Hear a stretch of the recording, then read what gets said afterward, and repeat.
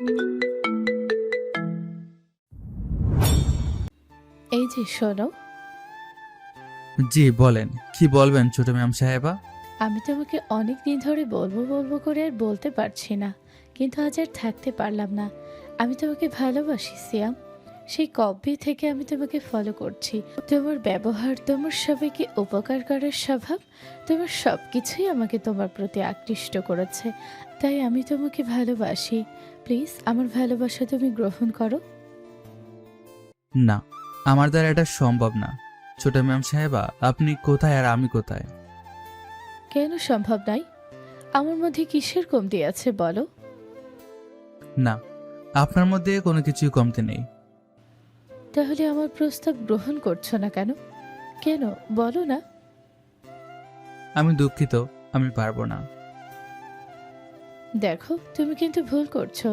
ভালো তোমাকে বাসতেই হবে, দেখে নিও। কি, কিছুই বুঝতে পারছেন না? আমি বলছি, আগে পরিচয়টা দিয়ে নেই। আমি সিয়াম। আমি টাঙ্গাইল সদর উপজেলার রসুলপুর গ্রামে থাকি। এবার এইচএসসি পরীক্ষা দিয়েছি, ফলাফলের অপেক্ষায় আছি। বাবা মা আর একটা ছোট বাইকে নিয়ে আমাদের পরিবার। আর যার সাথে এতক্ষণ কথা বলছিলাম সে হচ্ছে আমাদের এলাকার চেয়ারম্যানের ছোট মেয়ে নিশি। আপাতত এতটুকুই। আমি মধ্যবিত্ত পরিবারের সন্তান হওয়ায় কষ্ট করে পড়ালেখা করে বড় কোনো কিছু হওয়ার স্বপ্ন আছে আমার। কিন্তু আজকের এই বাজারে আমাদের মতো মধ্যবিত্ত পরিবারের সন্তানদের জন্য পড়ালেখা করে কিছু করা খুবই কঠিন। তো যাই হোক, গল্পে ফেরা যাক। আমি পড়ালেখার পাশাপাশি বাবার সাথে আমাদের ক্ষেতের কাজে সাহায্য করি। পাশাপাশি গ্রামের সকলকেই সাহায্য করে থাকি বলে সবাই আমাকে ভালোবাসে। আর সেখান থেকেই চেয়ারম্যানের মেয়ের আমাকে ভালো লেগে যায়। এরপর থেকেই সে আমাকে ফলো করতে লাগলো। আর আজকে কাজ থেকে ফেরার পথে কি হলো তা তো আপনারা জানেনই। বাড়ি ফিরে গোসল করে এসে কিছু খাবার খেয়ে একটু ঘুমালাম। বিকালে ছোট ভাই এসে আমাকে ডেকে তুলতে লাগলো। ভাইয়া, এই ভাইয়া ওঠো, বিকেল হয়ে গেছে। চেঁচাচ্ছিস কেন? দেখছিস না ঘুমাচ্ছিলাম। আব্বু তোমাকে ডাকছে, কি যেন দরকার। তারপর উঠে ফ্রেশ হয়ে আব্বুর কাছে গেলাম। আব্বু কিছু টাকা ধরিয়ে দিয়ে বলল বাজারে যেতে, কালকে মেহমান আসবে। আমি বাজারে গিয়ে বাজার শেষ করে আসার পথে চেয়ারম্যানের মেয়ের সাথে দেখা হলো। তারপর সে যা বলল, বাজার করে আসার পথে চেয়ারম্যানের মেয়ের সাথে দেখা হলো। তখন সে বলল তার সাথে যেন আমি কাল সন্ধ্যা দেখা করি, না হলে খুব খারাপ হবে। আমি কিছু না বলেই চলে আসি। পরের দিন যথাসময়ে মেহমান এসেছে। তাদের খোঁজ খবর নিয়ে আপ্যায়ন করে বিদায় দিতে দিতে রাত হয়ে যায়।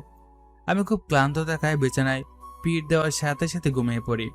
পরদিন সকালে শুনে নিশির বিয়ে কাল। কেন জানি আমার খারাপ লাগছে। মন খারাপ করে মাটির পাশে বসে রইলাম। এর মধ্যে নিশির বান্ধবী আসছে। সে এসে বলল, সিয়াম, তাড়াতাড়ি চলো। নিশি আত্মহত্যার চেষ্টা করেছে, এখন সে হসপিটালে। কি বলো? এইসব কখন হলো? এত কিছু বলার সময় নেই, এখনই চলো। তারপর হসপিটালে চলে আসলাম। এসে দিকে চেয়ারম্যান সাহেব বাইরে দাঁড়িয়ে আছে। আমি কাছে যেতেই উনি বললেন, শিয়াম, তোমার কাছ থেকে এটা আশা করিনি। আমার মেয়ে যখন যা চেয়েছে আমি তাই দিয়েছি। আমার মেয়ে তোমাকে ভালোবাসে। আমার মেয়ে যদি কিছু হয় তোমাকে ছাড়বো না। আমি কিছু বললাম না, চুপচাপ শুনলাম। আমার খুব খারাপ লাগছে কেন? আমি ওকে ওকে ভালোবেসে ফেলেছি। তাই হবে। ওটি থেকে ডাক্তার বেরিয়ে আসলো। ডাক্তারের কাছে গেলাম। ডাক্তার বলল, সিয়ামকে। রোগী বারবার সিয়ামের নাম নিচ্ছে। তখন আমি বললাম, আমি সিয়াম। আপনি রোগীর কাছে যান, তারপর আপনারা একজন একজন করে দেখা করতে পারেন। রোগী এখন সুস্থ আছে। আমি নিশির কাছে গিয়ে বসলাম। মাথায় হাত বুলিয়ে দিতে দিতে ওর জ্ঞান ফিরল। তখন নিশি বলল, কেন এসেছো এখানে? চলে যাও এখান থেকে। আমি তোমার ভালোবাসা বুঝতে পেরেছি। আমিও তোমাকে ভালোবাসি, কিন্তু তুমি যখন চলে যেতে বলছো তখন চলে যাচ্ছি। এই বলে আমি উঠার বাহন করলাম। ঠিক তখনই নিশি আমাকে টান মেরে তার কাছে নিয়ে গেল আর বলল, আর যদি এক পাও এগোতে চেষ্টা করিস তাহলে আমি তোকে খুন করব। এই বলে আমাকে জড়িয়ে ধরে। ঠিক তখনই নিশির বাবা এসে যা বলল, তখনই নিশির বাবা রুমে প্রবেশ করলো। সাথে সাথে আমরা একে অপর থেকে সরে দাঁড়ালাম। তখন চেয়ারম্যান সাহেব বললেন, তোমাদের যদি আপত্তি না থাকে, আমরা সিদ্ধান্ত নিয়েছি তোমাদের বিয়ে দেওয়া হবে। না বাবা, আমাদের কোনো সমস্যা নেই, তাই না সিয়াম? আগে পুরো কথাটা তো শোনো নিশি। আমার সিদ্ধান্ত নিয়েছি 2 বছর পর যখন শিয়ামের একটা জব হবে, তখন তোদের বিয়েটা দেব। নিশি আঙ্কেল ঠিক বলেছেন। আমার একটা জব হলে আমাদের বিয়েটা ঠিক করা হবে। এখন আমি পড়ালেখা করছি। না, আমি এটা মানবো না। আমাদের এখনই বিয়ে দিতে হবে, না হলে সিএমকে অন্য কেউ আমার কাছ থেকে নিয়ে যাবে। দেখো নিশি, আমি প্রমিস করছি আমি তোমাকে ভালোবাসি আর তোমাকে বিয়ে করব। না, আমি যখন বলেছি তখন বিয়ে দিতে হবেই, না হলে আমি কিছু একটা করে ফেলবো। ঠিক আছে, আমি তোমাদের বিয়ের ব্যবস্থা করছি। ঠিক আছে বাবা। তারপর আমাদের বিয়ের জন্য সকল প্রস্তুতি চলল। 7 দিন পর আমাদের বিয়ে। এর মাঝে নিশির সাথে মাত্র 2বার কথা হয়েছে। দিনটি চলে আসলো। দুপুরবেলা আমরা বেরিয়ে পড়লাম। রাতে বিয়ে সম্পন্ন হলো। এখন বাসর করে যাওয়ার পালা। কিন্তু আমি ছাদে বন্ধুদের সাথে আড্ডা দিচ্ছিলাম। এমন সময় চাচাতো ভাইয়ের বউ এসে টেনে নিয়ে যায়। আহ বাবি, কি করছে? ছাড়ো। কোনো কথা নয়, মেয়েটা কতক্ষণ ধরে বসে আছে, তোর কোনো খেয়াল আছে? এরপরে জোর করে রুমের ভেতরে দিয়ে বাইরে থেকে দরজা আটকে দিল। আমি এগিয়ে যাচ্ছি। এমন সময় নিশি আমার কাছে এসে বসে সালাম করতে নিলে। কি করছো? তোমার জায়গা আমার পায়ে না, আমার বুকে। বাসরে এটা করতে হয়, এটাই নিয়ম। যাই হোক, তুমি যাও, ফ্রেশ হয়ে আসো। উজু করে 2 রাকাত নামাজ পড়ে নেই। এরপর 2 রাকাত নামাজ পড়ে দুজনে আল্লাহর দরবারে দোয়া করলাম আমাদের জন্য সুখী জীবন হয় যেন। তারপর নিশি আমাকে বলল, শোনো সিয়াম, আমাদের তো বিয়ে হয়ে গেল। আমার ইচ্ছে ছিল বিয়ের আগে প্রেম করব, কিন্তু তোমার জন্য তা হয়ে উঠলো না। তা এখন কি বলতে চায় আমার বউটা? আমি বলতে চাচ্ছি, তোমার যে পর্যন্ত চাকরি না হয় সে পর্যন্ত আমি লেখাপড়া করি, আর আমরা এই পর্যন্ত প্রেমিক প্রেমিকার হিসেবে থাকি। আমার ডাক্তার হওয়ার অনেক স্বপ্ন। আমি চাই আমি ডাক্তার হলে আমরা বাসর করব। ভালো প্রস্তাব, কিন্তু আমি এখন আর পড়ালেখা করতে চাচ্ছি না। এখন একটা জব করতে চাই। তোমার স্বপ্ন পূরণ করতে হলেও আমাকে জব করতে হবে। তাহলে এই কথাই রইল। ঠিক আছে। এ বলে আমরা ঘুমিয়ে পড়লাম। পরদিন সকালে সবার সাথে কথা বললাম আমি আর পড়াশোনা করব না, এখন একটা জব করতে চাই। বাবা প্রথমে রাজি না হলেও পরে রাজি হয়। আমার কাছে এখন নিশির স্বপ্নগুলো বেশি মূল্যবান আমার স্বপ্ন দেখে। পরদিন সকাল সকাল বেরিয়ে পড়লাম কোনো একটা জব খোঁজার জন্য। যে জায়গায় ইন্টারভিউ দিলাম তারা বলছে একদিন অপেক্ষা করতে। পরের দিন আমার ইমেইলে একটা মেইল আসলো, আমার চাকরি হয়েছে, স্যালারি 15,000 টাকা। এভাবে চাকরি করতে করতে আমার দিন গেল। তবে রাতে আমি পড়তাম সবাইকে না জানিয়ে। একদিন নিশি এসে বলল, সিয়াম, আমার কিছু বই দরকার ছিল। ঠিক আছে, কত টাকা লাগবে বলো, আমি দিয়ে দিচ্ছি। 3,000 টাকা লাগবে। আমি টাকা দিয়ে দিলাম। এখন সারাটা মাস আমার হেঁটে অফিসে যেতে হবে, কারণ গাড়ি ভাড়া বাবদ আমার কাছে 1500 টাকা ছিল, সেটা সহ দিয়ে দিলাম। এভাবে চলছিল আমার দিন। একদিন নিশি এসে বলল, সিয়াম, আমি মেডিকেলে চান্স পেয়েছি। এরকম আনন্দের সংবাদ, দাঁড়াও মিষ্টি নিয়ে আসি। তারপরে একে একে সবাইকে মিষ্টি খাওয়ালাম। এদিকে মেডিকেলে ভর্তি শুরু হয়ে গেল। ভর্তি করে দিলাম নিশিকে। এরপর থেকে এমন একটা কাহিনী শুরু হলো যা আমি কল্পনাও করিনি। তারপর থেকে শুরু হলো নতুন অধ্যায়। নিশি কলেজে যাওয়া শুরু করলো। এভাবে দেখতে দেখতে 6 মাস চলে গেল। একদিন হঠাৎ নিশি মন খারাপ করে বসে আছে। আমি পিছন থেকে গিয়ে জড়িয়ে ধরলাম। তখনই নিজে আমাকে ছাড়িয়ে দিয়ে বলল, ছাড়ো বলছি, আমি আর পারছি না সিয়াম তোমাদের এই ঝামেলা নিতে। কি বলছো নিশি? আমি কিছুই বুঝতে পারছি না। রোজ রোজ কলেজ থেকে এসে তোমার বাবা মায়ের সেবা করা, বাড়ির সকল কাজকর্ম করা, আমি আর পারছি না। আমি পারছি না আমার লেখাপড়ায় সময় দিতে। এভাবে চলতে থাকলে আমি আর ডাক্তার হতে পারবো না। কি বলছো নিশি এইসব? আমার বাবা মা তোমাকে প্যারা দেয়, তাদের জন্য তুমি ঠিকমতো পড়ালেখা করতে পারো না? এগুলো বলতে পারলে নিশি? আমার মা তো তোমাকে রান্না করে পর্যন্ত যেতে দেয় না। তুমি কি করছো এসব? আমি ঠিকই বলছি, তোমার সাথে থাকলে আমি ভালোভাবে পড়তে পারবো না। তাই আমি ঠিক করেছি এখন থেকে হোস্টেলে থাকবো।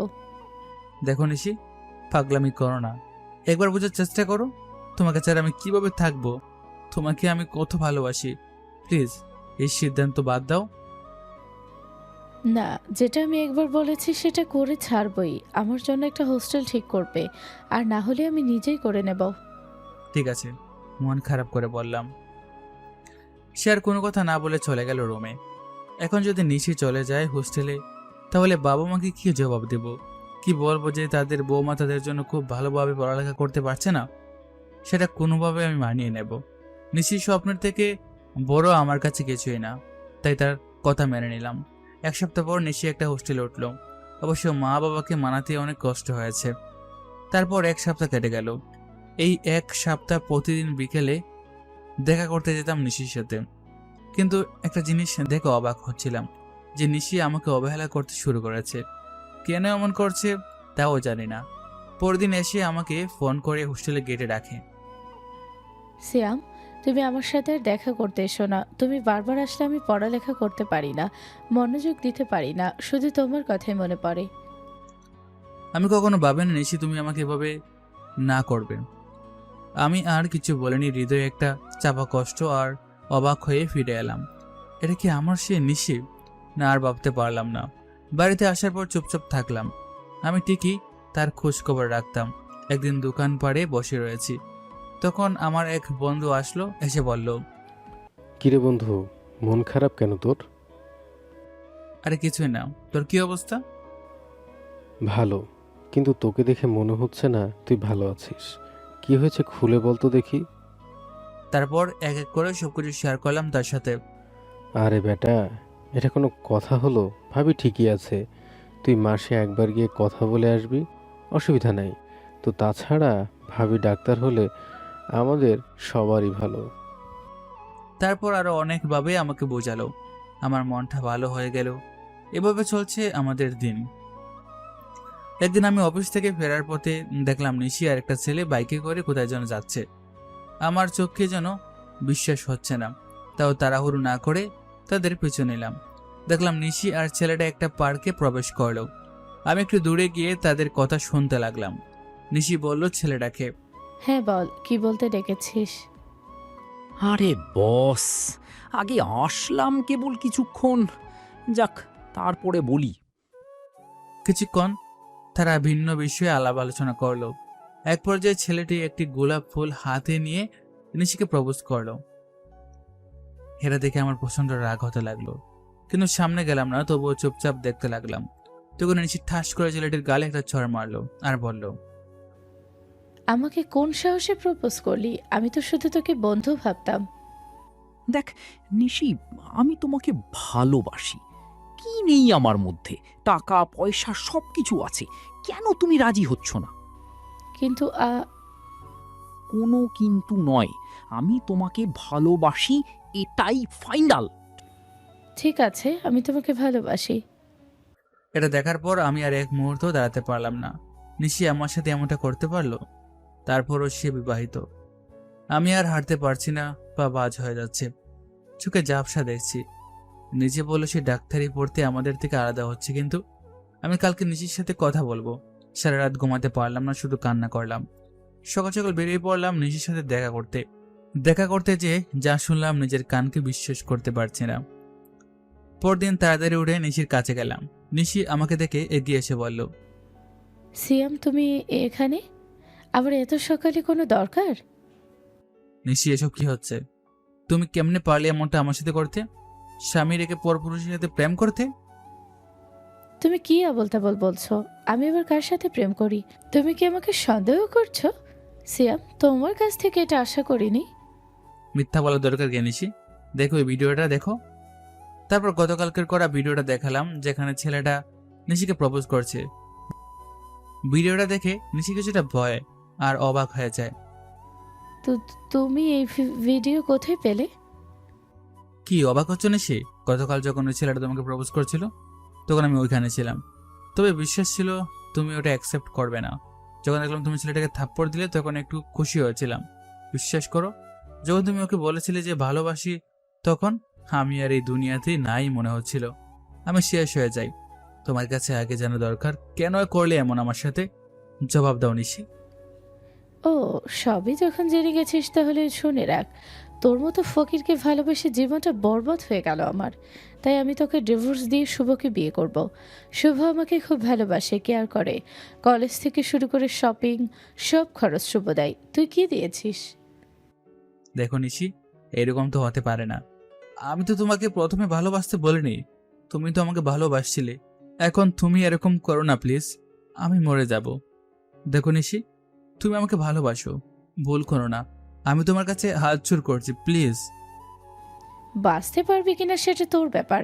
আর যদি ভবিষ্যতে আমাকে ডিস্টার্ব করতে আসিস, খুব খারাপ হয়ে যাবে বলে দিচ্ছি। সেটা তোর ভাইয়ের উপর দিয়েও যেতে পারে। আর অনেকভাবে নিশিকে আমি বোঝানোর চেষ্টা করি, কিন্তু সে কোনো কিছুই না বলে আমার সামনে থেকে চলে যায়। আমি সেখানে বসে পড়ি। আমি চাই না আমার কারণে আমার ছোট ভাইয়ের ক্ষতি হোক। আমার মাথা কাজ করছিল না, আমার একটু শক্তি নাই, চোখ দিয়ে শুধু পানি পড়ছে। সকাল থেকে প্রায় বিকাল হতে চলল, এখন আমি এখানে বসে আছি।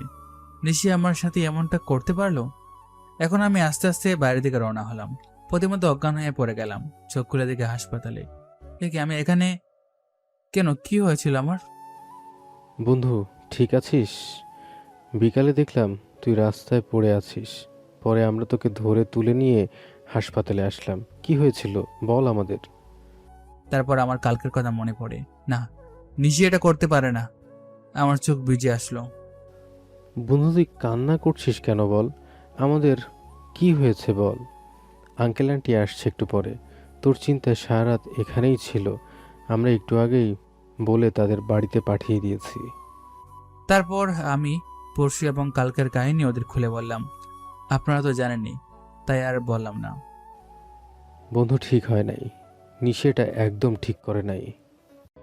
শুধু তাই নয়, আমার কাছ থেকে ডিভোর্স চেয়েছে। এটা শুনে তারা আমাকে অনেকভাবে সান্ত্বনা দিল, কিন্তু আমি তো ঠিক থাকতে পারছি না। আমি মনস্থির করলাম এই টাকার জন্য আমার থেকে নিশি দূরে সরে গেল। আমার ভালোবাসার মূল্য দিল না। আমাকে বড় কিছু করতেই হবে।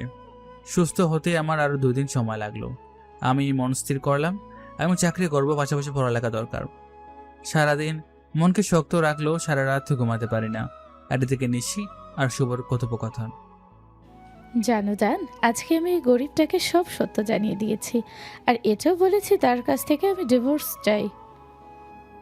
ভালো করছো জান, তুমি ডাক্তার হওয়ার পর আমরা বিয়ে করব। লাভ ইউ জান। লাভ ইউ টু জান। এখন আমার পড়ার সময়, যাই পড়ি। আচ্ছা জান, যাও, love you. Love you too. এদিকে আমি পড়াশোনার পাশাপাশি কাজ করে যাচ্ছি। এভাবে চলে যাচ্ছে আমার দিনগুলো। সারাদিন ব্যস্ততার কারণে নিশির কথা মনে না পড়লেও রাতে মনে না করে থাকতে পারে না। একদিন রাত করে দোকানে বসে আছি আর চা খাচ্ছিলাম, হঠাৎ একটা ফোন আসলো। মিস্টার সিয়াম, আপনার পোস্টিং ঢাকা করা হচ্ছে। আশা করি আপনি আগামী 1 মাসের মধ্যে জয়েন করবেন আর ট্রেনিংয়ে যাবেন। আচ্ছা ঠিক আছে, আমি 1 মাসের মধ্যে নিজেকে প্রস্তুত করে নেব। আচ্ছা, বেস্ট অফ লাক। ওকে। আপনারা বুঝতে পারছেন না তো? সাথে থাকুন, বুঝতে পারবেন। এভাবে দেখতে দেখতে কেটে গেল 20 দিন। তারপর আমি বাবা মার কাছ থেকে বিদায় নিয়ে ঢাকার উদ্দেশ্যে রওনা দিলাম। রাস্তায় যার সাথে দেখা হলো, ঢাকায় এসে বাস স্ট্যান্ডে নামলাম। আমাকে রিসিভ করার জন্য একটি মেয়ে দাঁড়িয়ে আছে। আমি যাওয়ার সাথে সাথে বলল, আপনি সিয়াম তাই তো? হ্যাঁ, আমি সিয়াম, আর টাঙ্গাইল থেকে এসেছি। আচ্ছা স্যার, আসুন আমার সাথে। আপনাকে নিতে আমাকে এখানে পাঠানো হয়েছে। আচ্ছা চলুন। তারপর আমি এবং ওই মেয়েটা একটি গাড়ি করে একটি 3তলা বাড়িতে এসে থামলাম। মেয়েটি বলল, আগামী 1 সপ্তাহ আপনি এখানেই থাকবেন। যে কোনো প্রকার প্রয়োজনে আমার নাম্বার আছে, ওই জায়গায় ফোন করবেন। ঠিক আছে, আমি কাজ শুরু করতে পারবো কবে থেকে? সামনের মাসের 2 তারিখ থেকে আপনার ট্রেনিং শুরু। তারপর আপনার 6 মাসের ট্রেনিং শেষে আপনি চাকরিতে জয়েন করতে পারবেন। এভাবে দেখতে দেখতে 7 দিন কেটে গেল। 7 দিনে আর কোনো খোঁজখবর পাইনি নিশির। হয়তো ভালো আছে। আমি ট্রেনিং শেষ করে এসে তাকে ডিভোর্স দিয়ে দেব। আজকে আমি ট্রেনিংয়ে যাব, তাই বাবা মার সাথে কথা বলে নিলাম। এদিকে নিশি 1 মাস ধরে সিয়ামের খোঁজখবর না পেয়ে একটু খুশি হলে আবার মনের ভেতরে যেন কীরকম লাগা শুরু করলো। এই খারাপ লাগা কাটাতে নিজের শুভকে ফোন দিল, কিন্তু ব্যস্ত পেল। তাই মন খারাপ করে নিচে পার্কের দিকে চলে গেল। সেখানে কিছুক্ষণ বসে থেকে উঠে চলে আসার সময় শুভর মতো কাউকে দেখল, একটা মেয়ের সাথে বাইকে করে যাচ্ছে। নিশি কিছুক্ষণ চুপ করে থেকে মনে মনে ভাবল এটা শুভ নয়। এভাবে কেটে গেল 6টা মাস। শুভ আর নিশির মধ্যে সম্পর্ক ভালো থাকলেও শুভর অন্যায় আবদার না রাখায় নিশির সাথে প্রায় কথা কাটাকাটি হয়। অপরদিকে সিয়ামের ট্রেনিং শেষ, আগামী মাস থেকে চাকরিতে জয়েন করবে। আপনারা জানতে ইচ্ছুক হবেন যে কিসের চাকরি করে সিয়াম, তাহলে কিছু ফ্ল্যাশব্যাকে যেতে হবে। যখন নিশি সিয়ামকে ছেড়ে চলে যায়। ফ্ল্যাশব্যাক। নিশি আমাকে এভাবে ছেড়ে চলে যাওয়ার পর আমি খুব ভেঙে পড়ি। হসপিটাল থেকে ছাড়া পাওয়ার পর আমি একদিন মন খারাপ করে নদীর পাড়ে বসেছিলাম। তখনই আমার বন্ধু রাশেদ এসে বলল, কিরে শালা, এখানে মন খারাপ করে বসে আছিস কেন? কে? ও রাশেদ, আয় বস। মন খারাপ না, এমনি বসে আছি। শুনলাম তুই নাকি অসুস্থ হয়ে হাসপাতালে ভর্তি ছিলি কিছুদিন। কি হয়েছিল তোর, একটু খুলে বলতো। তুই তো জানিস আমি আর নিশি একে অপরকে ভালোবাসতাম। তারপর সব শেয়ার করলাম যে সে জানে না। খুবই দুঃখজনক বন্ধু। যাই হোক, মন খারাপ করিস না। নিশি এরকমটা করবে সেটা ভাবতে পারিনি। ওই তো তোকে প্রথমে প্রপোজ করেছিল, তোর জন্য জীবন দিতে পর্যন্ত প্রস্তুত ছিল, কিন্তু এইভাবে পোল্টে খাবে একদম আশা করিনি। যাই হোক, এখন কি করার চিন্তা আছে তোর? আমার কিছু ভালো লাগছে না রে বন্ধু। এখন যে চাকরিটা করতাম সেটাই চালিয়ে যেতে চাই। আমি তোকে কিছু বুদ্ধি দেই, শোন। তুই এই চাকরির পাশাপাশি পড়ালেখা চালিয়ে যা। সামনে বিসিএস পরীক্ষা। ভালোভাবে যদি পড়ালেখা করতে পারিস, ভালো একটা ফলাফল করতে পারিস, তাহলে আমার মতো তুইও পুলিশ হতে পারবি বা আরও বড় কোনো পোস্টে চাকরি পাবি। কিন্তু বন্ধু, আমি তো পড়ালেখা অনেক আগে ছেড়ে দিছি, আমি কি পারবো? আরে বেটা, তো টেনশন করছিস কেন? আমার বিশ্বাস আছে তুই পারবি। তোকে পারতেই হবে। তোকে দেখিয়ে দিতে হবে নিশিকে তোর সাথে অভিনয় করার ফলে কি রত্ন হারালো। ঠিক আছে বন্ধু, আমি আজকে থেকে শুরু করবো পড়ালেখা। তারপর থেকে আমি নিয়মিত পড়ালেখা শুরু করি, সাথে চাকরিটা করতে থাকি। একদিন রাশেদ আসে একটা ফর্ম নিয়ে। বন্ধু, এই নে বিসিএস পরীক্ষার আবেদন ফর্ম। এটা পূরণ করে জমা দিয়ে দিস। সামনের মাসে তোর পরীক্ষা। ঠিক আছে বন্ধু, তুই যে উপকার করলি তা কখনো ভুলবো না। বন্ধুত্বের মধ্যে নো সরি নো থ্যাঙ্কস। বন্ধুই বন্ধুর কাজে আসে। আচ্ছা ঠিক আছে বন্ধু, তাহলে আমি প্রস্তুত হই পরীক্ষার জন্য। ঠিক আছে, আল্লাহ ভরসা। তারপরে আমি বিসিএস পরীক্ষা দিই। 1 মাস পর রেজাল্ট। দেখতে দেখতে 1 মাস কেটে যায়। রেজাল্ট যখন দেখতে যাই তার আগে রাশেদকে একটা ফোন করে আসতে বলি। বন্ধু বল, কিসের জন্য রাখছিস? তোর কি মনে নেই আজকে বিসিএস এর রেজাল্টের দিন? দুজনে একসাথে দেখবো রেজাল্ট। আল্লাহর নাম নিতে নিতে রেজাল্ট প্রকাশ হলো। আলহামদুলিল্লাহ, আমি পাস করেছি। এরপরে দুজনে একটু ঘোরাঘুরি করলাম, একটা রেস্টুরেন্টে কিছু খেলাম, তারপর বাসার দিকে রওনা হলাম। আমার চাকরি হয় ডিআইজি পদে, কিন্তু শর্ত হচ্ছে 6 মাস ট্রেনিংয়ের পর জয়েন। 2 দিন পর চায়ের দোকানে বসে আছি, একটা ফোন এলো। তারপরেটুকু তো আপনারা জানেন। বর্তমান ট্রেনিং শেষ করে বাড়ি দিকে রওনা দিলাম। বাড়িতে গিয়ে দেখলাম বাবা অসুস্থ। তাই আর কোনো কিছু না বলে বাবাকে নিয়ে রওনা দিলাম হাসপাতালের উদ্দেশ্যে। বাবার অবস্থা খুব সিরিয়াস। ছোট ভাই মা কান্না করছে। আমি মাকে বললাম, মা, বাবার কি হয়েছিল আর এই অবস্থা কবে থেকে হলো? তোর বাবা কিছু টাকা ধার নিয়েছিল চেয়ারম্যানের কাছ থেকে, সময় মতো পরিশোধ হয়নি, 1 দিন দেরি হয়েছিল। তোর বাবা যখন সাইকেল নিয়ে আসছিল তাই পিছ থেকে গাড়ি নিয়ে ধাক্কা দিয়ে নদীতে ফেলে দেয়। এরপরে তোর বাবার বুকের হাড় আর হাত ভেঙে যায়। এর ফলে তোর বাবার এই অবস্থা। টাকা ছিল না, সেজন্য ভালো ডাক্তার দেখাতে পারিনি। আজকে হঠাৎ করে বিছানা থেকে ওঠার সময় পড়ে যায়, এখন সিরিয়াস অবস্থা। ওই চেয়ারম্যানের এত বড় সাহস! চেয়ারম্যানের কিছুই না কিছু করতে হবে। কথা বলতে বলতে হাসপাতালে পৌঁছে গেলাম। তাড়াতাড়ি হাসপাতালে বাবাকে নিয়ে ভর্তি করালাম। ডাক্তার ব্যান্ডেজ করে দিল আর কিছু ওষুধ লিখে দিল। 2 দিন হাসপাতালে বাবাকে থাকতে বলল।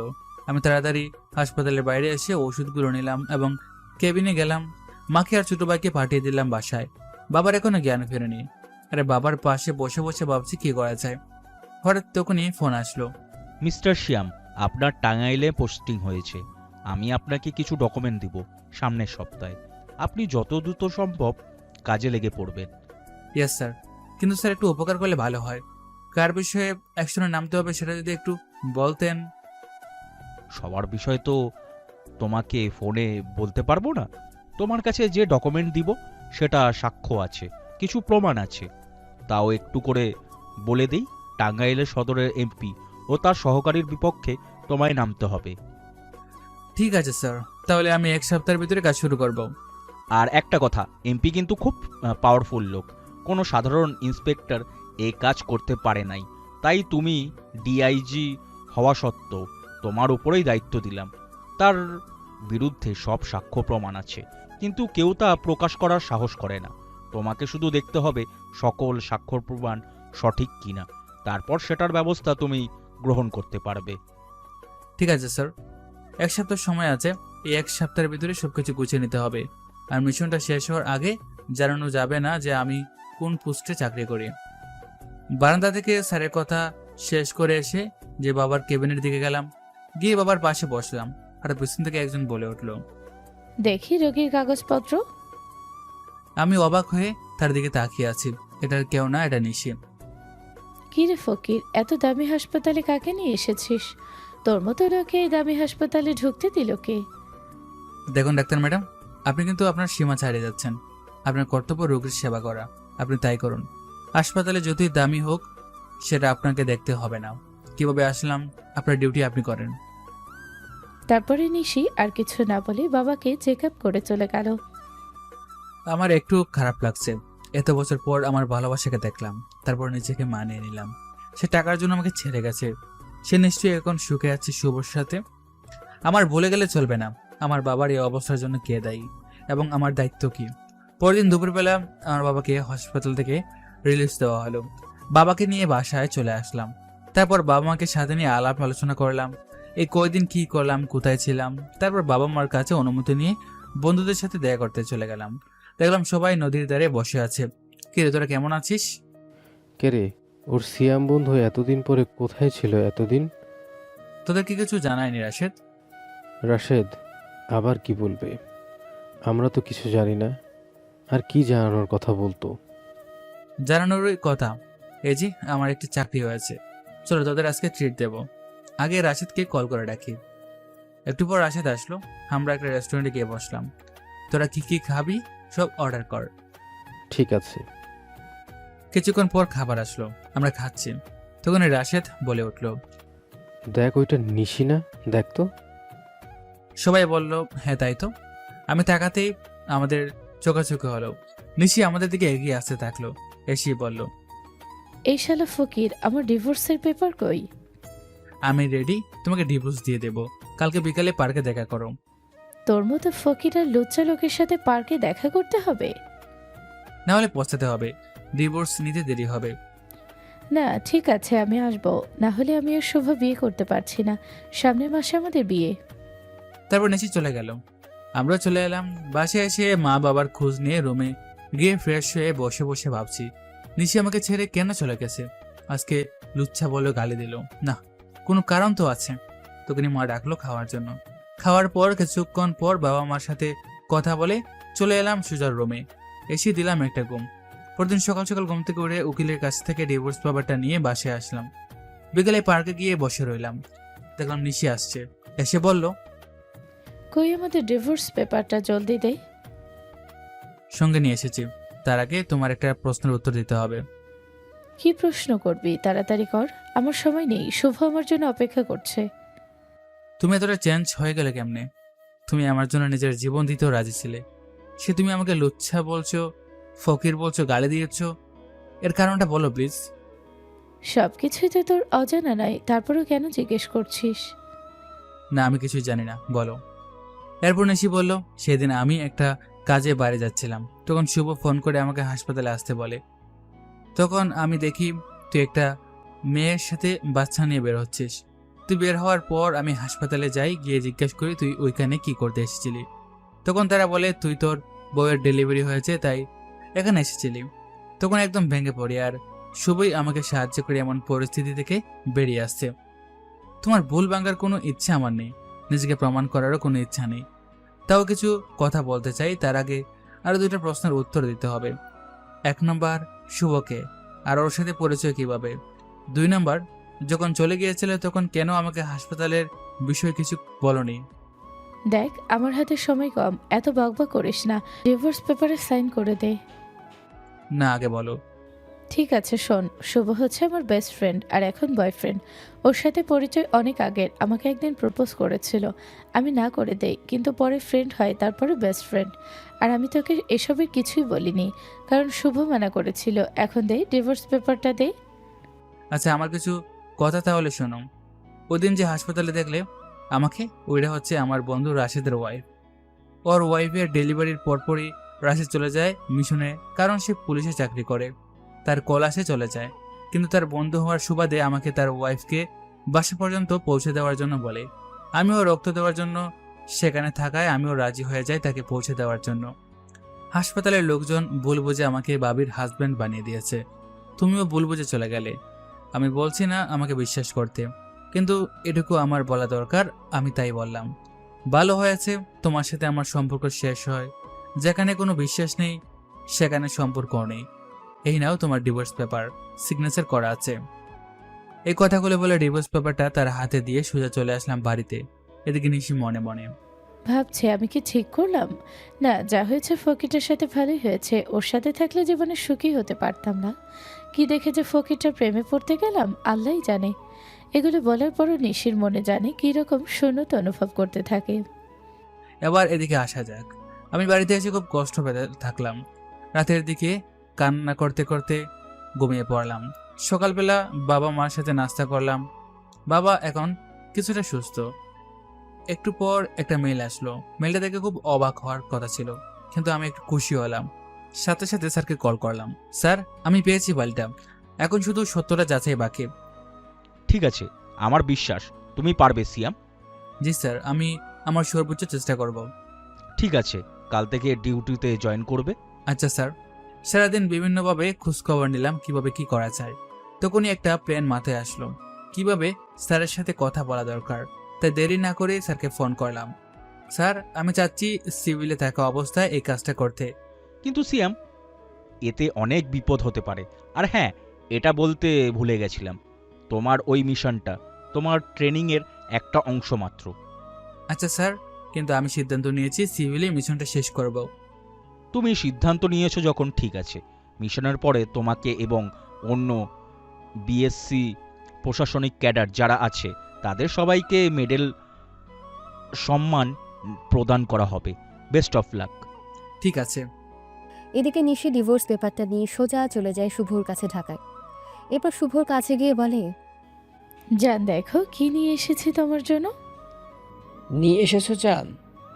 দেখি, ওইটা তো দেখছি ডিভোর্স পেপার। কি জান দেখেছো, আমি বলেছিলাম না ওর কাছ থেকে ডিভোর্স আমি নিয়ে ছাড়বো। এখন বলো কয় তারিখে আমাদের বিয়ে?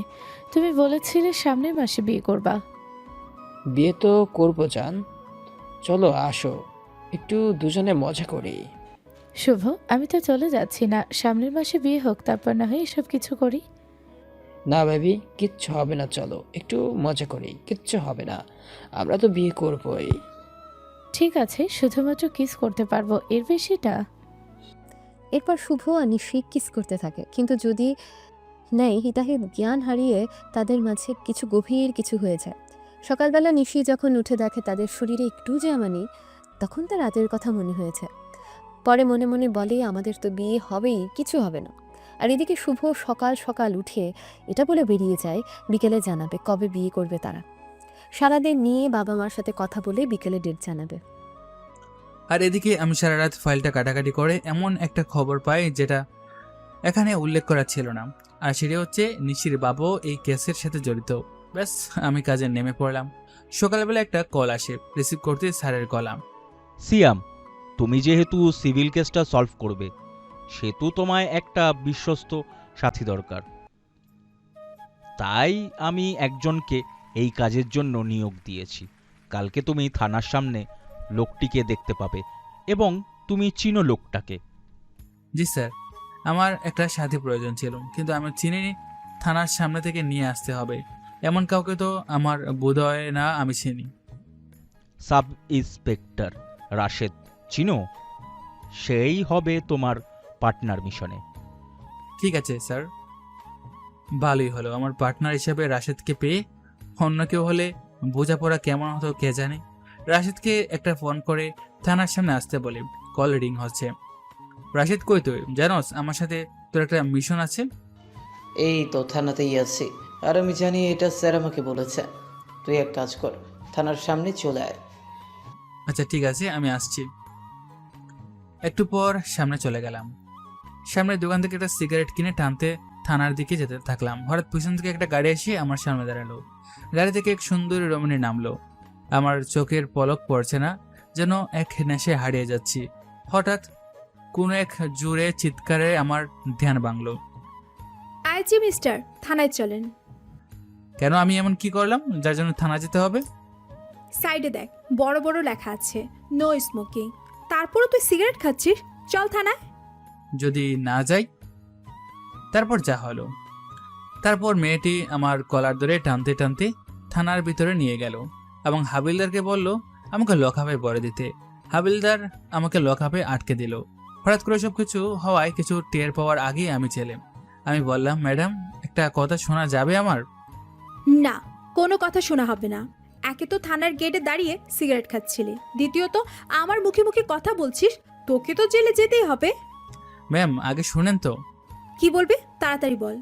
আমি ছাড়াও তো ওখানে অনেকেই সিগারেট খাচ্ছিল, তাদেরকে না তুলে আপনি আমাকে কেন নিয়ে এলেন? ভুল হয়ে গেছে ম্যাম, ছেড়ে দেন। আর কখনো থানার আশেপাশে সিগারেট খাবো না। কোনো কথা শুনতে হবে না, চুপচাপ থাক, না হলে লাঠি চার্জ শুরু করব। আমি আর কোনো কথা না বলে চুপচাপ বসে আছি আর সেই সুন্দরী অফিসারকে দেখছি। একবার মনে হলো তার এই চেহারা দেখে সারা জীবন কাটিয়ে দিই, কিন্তু আরেকবার ধোঁকা খাওয়ার পর আমার নতুন করে কোনো ইচ্ছা নেই সম্পর্কে জড়ানোর। একটু পর আমার বন্ধু রাশেদ আসলো থানায় এসে আমাকে দেখলো লকআপে আমি আছি। সাথে সাথে ম্যামের কেবিনে গিয়ে কি যেন বলে, তারপর ম্যাম আমাকে ছেড়ে দিল আর বলল, দেখি তো মাস্তান টাইপের মনে হচ্ছে, চুলগুলো ঠিক আছে, পোশাক ঠিকঠাক করে পরবি, মানে রুচিসম্মত, আর যেন কখনো এমন ভুল না করো। ঠিক আছে ম্যাম। আমাদের সাব ইন্সপেক্টরের বন্ধু হয়, তোমাকে ছেড়ে দিলাম, পরের বার যেন মনে থাকে।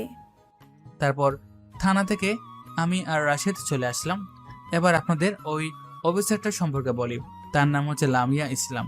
বয়স 23 থেকে 26-এর ভিতরে হবে। উচ্চতা 5 ফুট 4 ইঞ্চি, এটুকু জানি কারণ নামটাও আমি দেখেছি তার টেবিলের ওপর নেম প্লেট। তাছাড়া তার সম্পর্কে জানি না।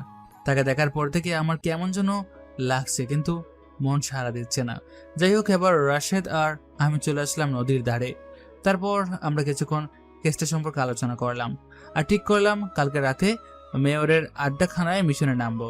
যেহেতু সব ডিটেলস আমাদের কাছে আছে, শুধু দেখতে হবে সত্য না মিথ্যা, তে আমাদের বেশি কষ্ট করতে হবে না।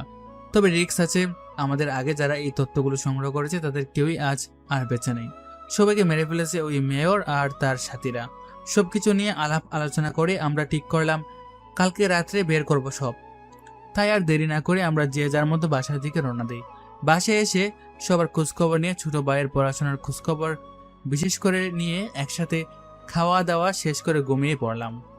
এদিকে লামিয়া মনে মনে শুধু আজকে ওই সিগারেট খাওয়া ছেলেটার কথাই মনে পড়ছে। কেন সে এত বেশি কঠোর হলো তার জন্য, আর বাকি সবাই তো একই কাজ করছিল। ছেলেটা নামই বা কি, বাড়ি বা কোথায়, এসব ভাবতে ভাবতে তার আর ঘুম আসে না। কী করবে বুঝতে না পেরে বই পড়া শুরু করে। অপরদিকে নিশি সারাদিন পার হওয়ার পরেও শুভর কোনো খোঁজ পায় না। খুব টেনশন হতে থাকে তার। বারে বারে ফোনে ট্রাই করছে কিন্তু ফোন ধরছে না, বন্ধ বলছে। দেরি না করে শুভর বন্ধুদের কাছে ফোন করে কেউই বলতে পারে না শুভ কোথায়। দিন শেষে হতাশ হয়ে ঘুমিয়ে পড়ে। পরদিন সকালে শুভর বাড়ির উদ্দেশ্যে রওনা হয় নিশি, কিন্তু তাকে বাড়িতে না পেয়ে নিজের বাড়ি চলে যায়। এদিকে আমরা দুজনে সবকিছু রেডি করতে থাকি মিশনের জন্য। হঠাৎ করে রাশেদের ফোন আসে থানা থেকে, তাকে ডাকা হয়, তাই রাশেদ চলে যায় থানায়। এদিকে আমার সবকিছু গোছানো হয়ে গেলে আমি একটু বাইরে বেড়াতে নদীর ধারে বসে সিগারেট খাচ্ছিলাম। হঠাৎ কেউ পেছন থেকে এসে বলে, এই ছেলে, তোমাকে না মানা করেছিলাম সিগারেট খেতে? পিছনে ফিরে দেখি পুলিশ ম্যাম লামিয়া। আমি সাথে সাথে সিগারেটটা ফেলে দিই। আরে ম্যাম, আপনি শুধু বলছিলেন থানার বাইরে সিগারেট খেতে পারবো না, কিন্তু এখানে তো খেতে পারবো। এই ছেলে, এত কথা বলো কেন? হ্যাঁ, নাম কি তোমার? সরি, আমার নাম হচ্ছে মোহাম্মদ সিয়াম। ঠিক আছে, কি কাজ করো তুমি? জি ম্যাডাম, ছোট করে একটা জব করি, মাঝে মাঝে বাবার সাথে কৃষি কাজও করে। আচ্ছা ঠিক আছে, এরপর থেকে কখনো সিগারেট খাবে না। যদি দেখতে পাই তুমি সিগারেট খাচ্ছ, তাহলে সোজা থানায় লকআপে ভরে দিব। ঠিক আছে ম্যাম, এখন তাহলে আমি আসি। কই যাচ্ছ? আমি তোমাকে ড্রপ করে দিই। আর তোমার বাসাটা যেন কোথায়? না ম্যাম, আমি একা যেতে পারবো। তারপর বাসার ঠিকানা দিয়ে একাই চলে আসলাম বাসায়। আমার জন্য ম্যামকে কেমন লাগলো, কালকে কেমন ছিল রুট ব্যবহার, আজকে কত সুন্দর ব্যবহার, তার চেহারা দেখে একদিনে তাকিয়েছিলাম কতক্ষণ তাও জানি না। এসব কথা ভেবে এখন নিজেরই লজ্জা লাগছে, কিভাবে বড়দের মতো তাকিয়ে আছিলাম। বাসায় এসে গোসল করে জোহরের নামাজ পড়ে কিছু খেলাম। বিকেলের দিকে রাশেদকে ফোন করে চায়ের দোকানে আসতে বললাম। কিরে মামা, দোকানে আসতে বললিছে? আরে আর বলিস না, কালকে থানায় লামিয়া নাকি ম্যাম আছে না, ধরে নিয়ে যায় সিগারেট খাইছি বলে। আজকে নদীর ধারে বসে বসে সিগারেট খাচ্ছিলাম, তখন সে আবার জ্ঞান দিয়ে গেল। তবে যাই বলিস, আমি দেখতে কিন্তু সুন্দর আছে ম্যাডাম। কি বলিস মামা, ম্যাডামের থেকে সাবধানে থাকিস। যে রাগী ম্যাম এর আগে এক আসামির 2 হাত ভেঙে দিছে। কি বলস মামা, একটু সাবধান থাকতে তাহলে। যে কারণে ডাকলাম, আজকে রাতে তো মিশনে যাওয়ার কথা ছিল, কিন্তু আজকে তো যাওয়া যাবে না। একটা কাজ করি, 2 দিন পরে যাই। ঠিক আছে মামা। তারপর দুজনে কিছুক্ষণ কথা বলে যার যার মতো বাড়ি চলে গেলাম। এদিকে নিশি শুভকে খুঁজতে খুঁজতে হয়রান। 2 দিন যাবৎ শুভর কোনো খোঁজ নেই। হঠাৎ একদিন নিশি পার্কে গিয়ে দেখে শুভ আরেকটা মেয়ের সাথে বসে আছে। নিশি তাদের কাছে গিয়ে বলে, শুভ, তোমাকে খুঁজতে খুঁজতে আমি হয়রান। তুমি যে সেই গেলে আর তো আসলে না, আমাদের বিয়ের ডেটটা তো বলতে পারলে না। আর এই মেয়ে কে? তুমি এখানে এর সাথে কি করছো? তুই কে? আমাকে বিরক্ত করছিস কেন? ফালতু মেয়ে কোথাকার। দেখছিস আমি আমার জানের সাথে বসে আছি। কি বলছো সবাই? এসব তোমার জান হলো কবে থেকে? আর আমার কি হবে? আমাকে না তুমি বিয়ে করবে? যা এখান থেকে, নষ্ট মেয়ে কোথাকার। তোর মতো মেয়ের সাথে বিছানায় যাওয়াই যায়, বিয়ে করা যায় না। সিয়াম তো বোকা, এত সুন্দর একটা বউ থাকার পরও কখনো স্পর্শ করেনি। শুভ, তুমি এটা করতে পারো না। তুমি বোঝার চেষ্টা করো প্লিজ। তুই কখনো আমার পিছে পিছে আসবি না। তোর মতো নষ্ট মেয়ের চেহারা আমি দেখতে চাই না, যে মেয়ে তার নিজের আসল খাঁটি ভালোবাসা শুধুমাত্র একটা সাজানো কাহিনীর জন্য ভুলে যেতে পারে। আর যাই হোক, সে মেয়ে কখনো কারোর বউ হওয়ার যোগ্যতা রাখে না। এ সমস্ত কথা বলে শুভ ওখান থেকে মেয়েটাকে নিয়ে চলে যায়। নিশির সাথে বসে কান্না করতে থাকে, ভাবতে থাকে তাকে ধোঁকা দেওয়া আমার ঠিক হয়নি। সিয়ামের কাছে যেতে হবে, আমার ক্ষমা চাইতে হবে যদি একটু ঠাঁই দেয়। ওর সাথে আমার ডিভোর্স হয়ে গেছে না, তাও দেখি যদি ঠাঁই হয়। এটা ভেবে এক সময় কান্না করতে করতে বাসায় চলে যায়।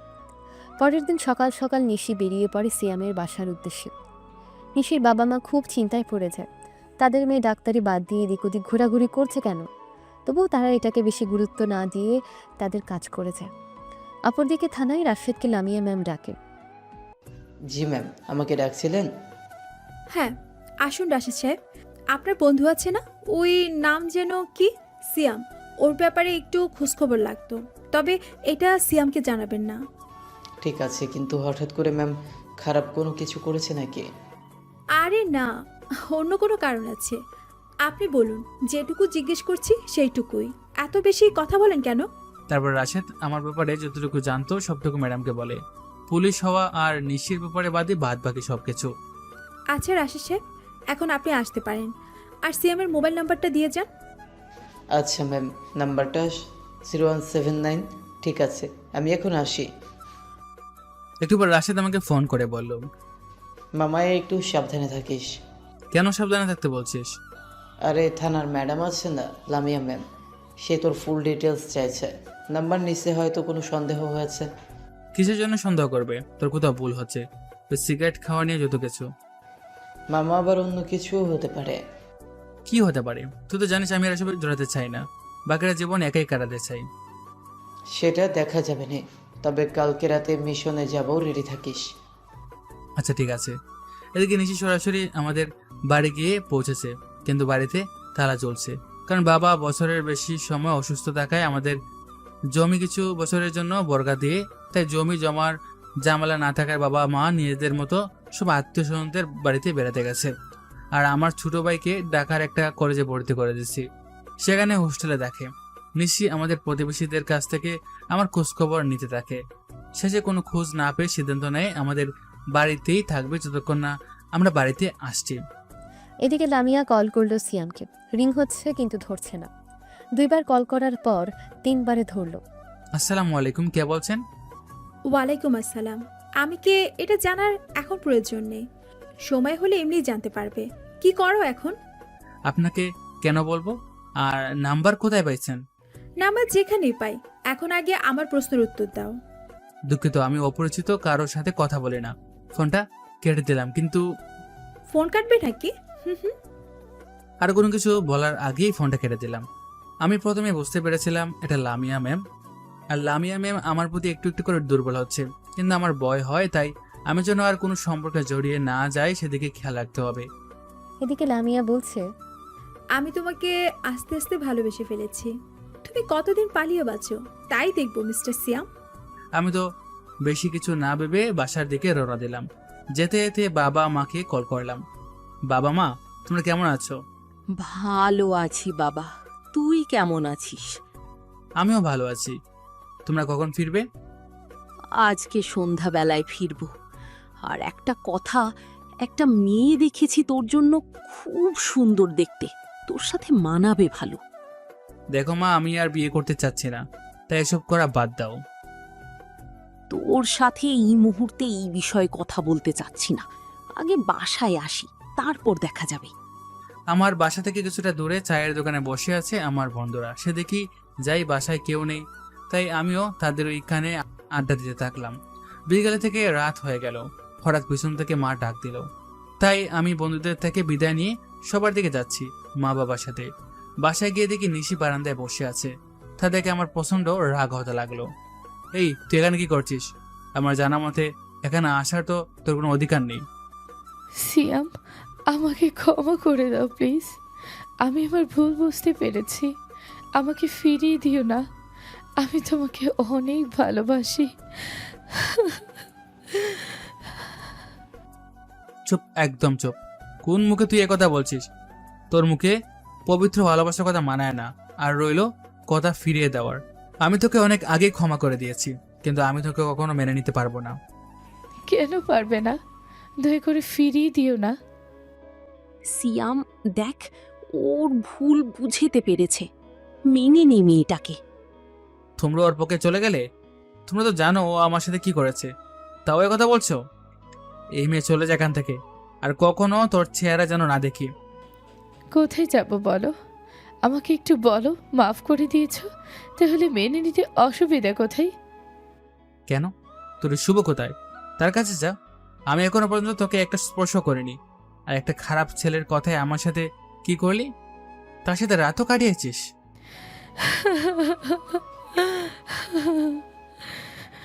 চলে যা এখান থেকে, আমি ডিভোর্স দিয়ে দিচ্ছি। তো এখানে থাকার কোনো প্রশ্নই আসে না। হ্যাঁ, এটা আমার শেষ কথা। আমি তোকে মেনে নিব না। তাহলে কান খুলে শুনে রাখ, আমি বেঁচে থাকতে তুই সুখী হতে পারবি না। এটা বলে হনহন করে চলে গেল। আমি ভিতরে গিয়ে ফ্রেশ হয়ে শুয়ে পড়লাম। কোনো কথাই বললাম না। পরদিন সকালে রাশিদকে ফোন করে সবকিছু বললাম। সে বলল কিছু হবে না, আগে মিশন কমপ্লিট করি, তারপর ওকে দেখে নিব। সারাদিন প্ল্যান করলাম কিভাবে কি করা যায়। রাতে দুজনে পর্যাপ্ত পরিমাণে বুলেট আর একটা করে গান নিয়ে মিশনে যাওয়ার উদ্দেশ্যে বেরিয়ে পড়লাম দুজনেই। এসে গেছিস সিয়াম? এটাই সেই আস্তানা যেখান থেকে সব অপরাধ পরিচালনা করা হয়। সাবধানে, আগে সাইলেন্সার লাগিয়ে নে রাশেদ। সামনে যাকে পাবি সবাইকে মেরে দিবি, ঠিক আছে? ঠিক আছে, চল। একে একে সব কটাকে মেরে আস্তে আস্তে ভিতরে গেলাম। আগে সবাই পালাইছে যান বাঁচাতে, কিন্তু আমি বললাম সবাই পালাইছে তো কি হয়েছে, আশেপাশে সার্চ করো, কোনো কিছু পাওয়া যায় কিনা। তারপর আমরা দুজনে মিলে সারা বাড়ি খুঁজলাম। এমন একটা জিনিস দেখতে পেলাম যা দেখার জন্য মোটেও প্রস্তুত ছিলাম না। আমরা সারা বাড়ি সার্চ করতে গিয়ে দেখলাম একটা রুমের ভিতর থেকে রক্ত। সে রক্ত অনুসরণ করে একটা বেসমেন্ট রুমে গিয়ে নামলাম। সেখানে আরো কয়েকটা রুম। রক্ত অনুসরণ করতে করতে একটা রুমে গেলাম দুজনে। রাশেদ, দরজা খোল সব কটার। ঠিক আছে, আমি খুলছি। প্রথম দরজা খোলার পর দেখতে পেলাম এখানে সমস্ত ডেড বডি পড়ে আছে। পাশে একটা অপারেশন থিয়েটারের মতো জায়গা, কাছের বয়ামে কিডনি আর চোখ রাখা কেমিক্যালে। এটা দেখে আমরা একটু ভীত হলাম। তারপর দ্বিতীয় দরজা খুললাম, দেখলাম এখানে বিশাল ড্রাগসের ব্যবসা। তারপরে দরজায় শত শত কোটি টাকা, তাদের গোপন কীর্তিকলাপের সব প্রমাণ। এই প্রমাণগুলো আমরা সংগ্রহ করে আলাদা করে রেখে দেই। তারপর শেষের একটা দরজা, যেটা খুলছে না সহজে। বন্দুক দিয়ে গুলি করে দরজা খোলার পর সেখানে দেখা যায় অবাক করা দৃশ্য। এখানে প্রায় 20 থেকে 25 জন মেয়ে আর 10 জন বাচ্চা, যাদের বয়স 7 থেকে 10 বছর আর মেয়েদের 15 থেকে 20 বছর। আমরা আর দেরি করলাম না, সাথে সাথে প্রমাণগুলো নিজেদের কাছে রেখে পুলিশকে ফোন করলাম সহযোগিতার জন্য, সাথে স্যারকেও। স্যার, এত রাতে ফোন করার জন্য দুঃখিত। একটা গুড নিউজ আর একটা ব্যাড নিউজ আছে। আগে গুড নিউজ শোনাও, তারপর ব্যাড নিউজ। গুড নিউজটা হচ্ছে আমরা মেয়রের ও তার সহকারীদের সকল অপকর্মের প্রমাণ পেয়েছি, আর কিছু বন্দীদের উদ্ধার করতে সক্ষম হয়েছি। খারাপ খবরটা হচ্ছে মেয়র আর তার সহকারীদের কাউকে ধরতে পারেনি। গুড জব, ওদের ধরার ব্যবস্থা আমাদেরই করতে হবে, অসুবিধা নেই। আমার বিশ্বাস তোমার উপরে, পারবি তুমি। এখন তোমার ডিউটি করো। তারপর আমি আর রাশেদ সমস্ত বন্দীদের মুক্ত করে উপরে নিয়ে আসলাম। এতক্ষণে পুলিশ চলে এসেছে, একে একে সবকিছু থানায় নিয়ে যাওয়া হলো। তখন লামিয়া ম্যাম বলল, মিস্টার রাশেদ, এখানে এত কিছু আপনি জানলেন কেমন করে? আর সিয়াম এখানে কি করছে? ম্যাম, ওপর মহল থেকে আমাকে বলা হয়েছে এই মিশনটি করার জন্য। আর সিএমকে আমি সাথে নিয়ে এসেছি কারণ সিএমের কনস্টেবল পদে চাকরি হয়েছে, কারণ আমাদের মিশনটা গোপন রাখতে হবে। ঠিক আছে, আপনি তাহলে থানায় যান, আমার সিয়ামের সাথে কথা আছে। ঠিক আছে। রাশেদ দ্বারা আমিও যাব। তুই থাক, ম্যাম তোর সাথে কি যেন বলবেন। রাশেদে যাওয়ার সময় রহস্যময় হাসি দিয়ে গেল। এদিকে লামিয়া ম্যামের দিকে তাকিয়ে দিকে রাগে লাল হয়ে গেছে। আমি কিছু বলতে যাব তার আগেই আমার শার্টের কলার ধরে বলে, কিরে, তোর এত বড় সাহস, তুই আমার কল কেটে দিস? কই না তো, আমি আপনার কল কাটিনি। মিথ্যে বলছিস, দাঁড়া, তোর মিথ্যা আমি বের করছি। সরি ম্যাম, ক্ষমা করবেন, আর হবে না এমন। মনে থাকবে তো, আমি যা বলবো তাই শুনতে হবে, ঠিক আছে? হ্যাঁ, মনে থাকবে। তাহলে কালকে 10টায় পার্কে দেখা করবা, কথা আছে তোমার সাথে। ঠিক আছে। দিয়ে চলে গেল। আমি ব্যাবলার মতো দাঁড়িয়ে রইলাম আর ভাবতে থাকলাম কি হয়ে গেল। এর থেকে সাবধান থাকতে হবে, আর গভীরে যাওয়া যাবে না। বেশিক্ষণ না থেকে বাড়ির দিকে রওনা দিলাম আর রাশেদকে ফোন করে বললাম, হ্যাঁ রাশেদ, যারা এখানে আটকা ছিল তাদের সবাইকে কোথাও থাকার ব্যবস্থা করে দাও আজকের জন্য। কালকে সকালে সবার ঠিকানা নিয়ে পৌঁছে দিবি। ঠিক আছে, বাকি কাজ আমি সামলে নিব। সবার আগে সবার জবানবন্দি ভিডিও করবি, ভুলে যাস না। ঠিক আছে, বাকিটুকু আমি সামলে নিব, তুই নিশ্চিন্তে থাকতে পারিস। বিকেলে দেখা হচ্ছে। ঠিক আছে, ধন্যবাদ। আমি বাড়িতে পৌঁছে দেখি সবাই ঘুমিয়ে গেছে। আমি ফ্রেশ হয়ে দেখি টেবিলে খাবার রাখা। বুঝলাম এটা মা ছাড়া কারো কাজ না। আমি খাবার খেয়ে ঘুমিয়ে পড়লাম। সকালে একটু দেরিতে ঘুম থেকে উঠলাম। ঘুম থেকে উঠে ফ্রেশ হয়ে নাস্তা করে বেরিয়ে পড়লাম পার্কের উদ্দেশ্যে। গিয়ে দেখি ওইখানের এক কোণে ব্রাঞ্চে এক শাড়ি পরে বসে আছে। কাছে গিয়ে দেখি ওই কোণার এক বেঞ্চে একজন শাড়ি পরে বসে আছে। কাছে এতে দেখি এ কি, এটা তো লামিয়া ম্যাম। ম্যাম, আমি এসেছি। কি বলবেন, একটু তাড়াতাড়ি বলেন। এই এখন আসার সময় হলো তোর? আমি কত কষ্ট করে সকাল সকাল এখানে এসেছি, এত তাড়াহুড়ো কিসের তোর? হ্যাঁ ম্যাম, আপনার ডিউটি বাদ দিয়ে আমার জন্য এখানে আসা কি বোকামি নয়? আপনি কি বলতে চান আমাকে বলুন না। তুমি বেশি বোঝো, এখানে বসো, তোমার সাথে কথা আছে। এখনই রেখেছিল, আবার এখনই ঠান্ডা হয়ে গেল। লক্ষণ সুবিধার ঠেকছে না। জি ম্যাম, বলেন। প্রথমত আমাকে ম্যাম বলে ডাকবে না, লামিয়া বলে ডাকবে, মনে থাকবে? কিন্তু ম্যাম, ও সরি লামিয়া, এটা কি উচিত? উচিত অনুচিত তোমার দেখার বিষয় না, যেটা বলেছি সেটাই করো। ঠিক আছে, আমি এখন কি বলতে চাচ্ছিলে বলো। আমি একটু বেরোবো, বিকেলে একটা দরকারি মিটিং আছে। তাহলে শোনো সিয়াম, তোমাকে প্রথম যেদিন থানায় দেখেছিলাম সিগারেট খাওয়া অবস্থায়, তখনই আমার ভালো লেগেছিল, তাই তো তোমার উপর বেশি অধিকার খাটালাম। বিশ্বাস করো, আমি তোমাকে খুব ভালোবাসি, তোমাকে কখনো কষ্ট পেতে দেব না। আমাকে ফিরিয়ে দিও না সিয়াম, আই লাভ ইউ সিয়াম। একটু জড়িয়ে ধরবে? চুপচাপ শুনলাম। কি হলো সিয়াম, চুপ থেকো না, কষ্ট হচ্ছে আমার, প্লিজ হ্যাঁ বলে দাও। না লামিয়া, এটা আমার পক্ষে সম্ভব না। আমার মেয়েদের উপর থেকে বিশ্বাস উঠে গেছে। আমি নতুন করে কোনো ভালোবাসার খেলায় জড়াতে চাই না। এই বলে আর কোনো কিছু না বলে চলে আসলাম সেখান থেকে। এখান থেকে চলে এসো নদীর পাড়ে এসে বসে ভাবতে থাকলাম কিভাবে আমার জীবন শেষ করে চলে গেল নিশি। এদিকে লামিয়া সেখানে মূর্তির মতো দাঁড়িয়ে রয়েছে আর ভাবছে নিশ্চয়ই এর পেছনে কোনো কারণ আছে। ওর সবচেয়ে কাছের বন্ধু রাশেদ ওর কাছ থেকে জিজ্ঞেস করতে হবে, সবকিছু জানলেই চলবে। আর এদিকে আমি বসে আছি, পিছন থেকে রাশেদ আসলো। কিরে, মন খারাপ করে আছিস কেন? আরে কিছু না, ওদিকে সামনে নিয়েছিস? সব প্রমাণ নিয়ে একটু পর আমাদের আস্তানায় চলে আয়। সব কিছু অ্যানালাইজ করে তারপর স্যারকে জানাতে হবে।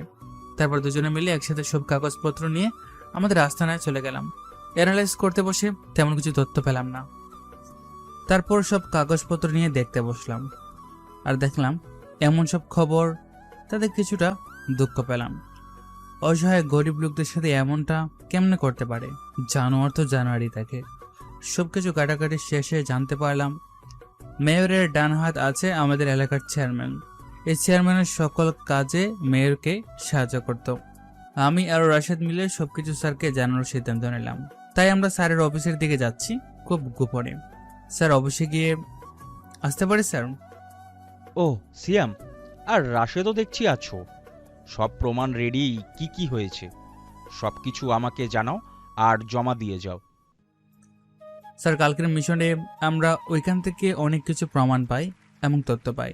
তার মধ্যে অন্যতম হচ্ছে এরা রাস্তা থেকে ছেলে মেয়ে কিডন্যাপ করে ছেলেদের চোখ, কিডনি এই সমস্ত কিছু বের করে পাচার করে, আর মেয়েদের পাচার করে অন্য দেশে।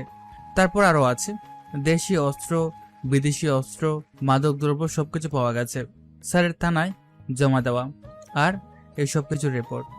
ঠিক আছে, এখন সব কিছু রিপোর্ট ছিল আমাদের, কিন্তু সব তো কোনো প্রমাণ ছিল না। সে প্রমাণগুলো ছিল সেগুলো সত্যায়িত করতে হবে। Good job.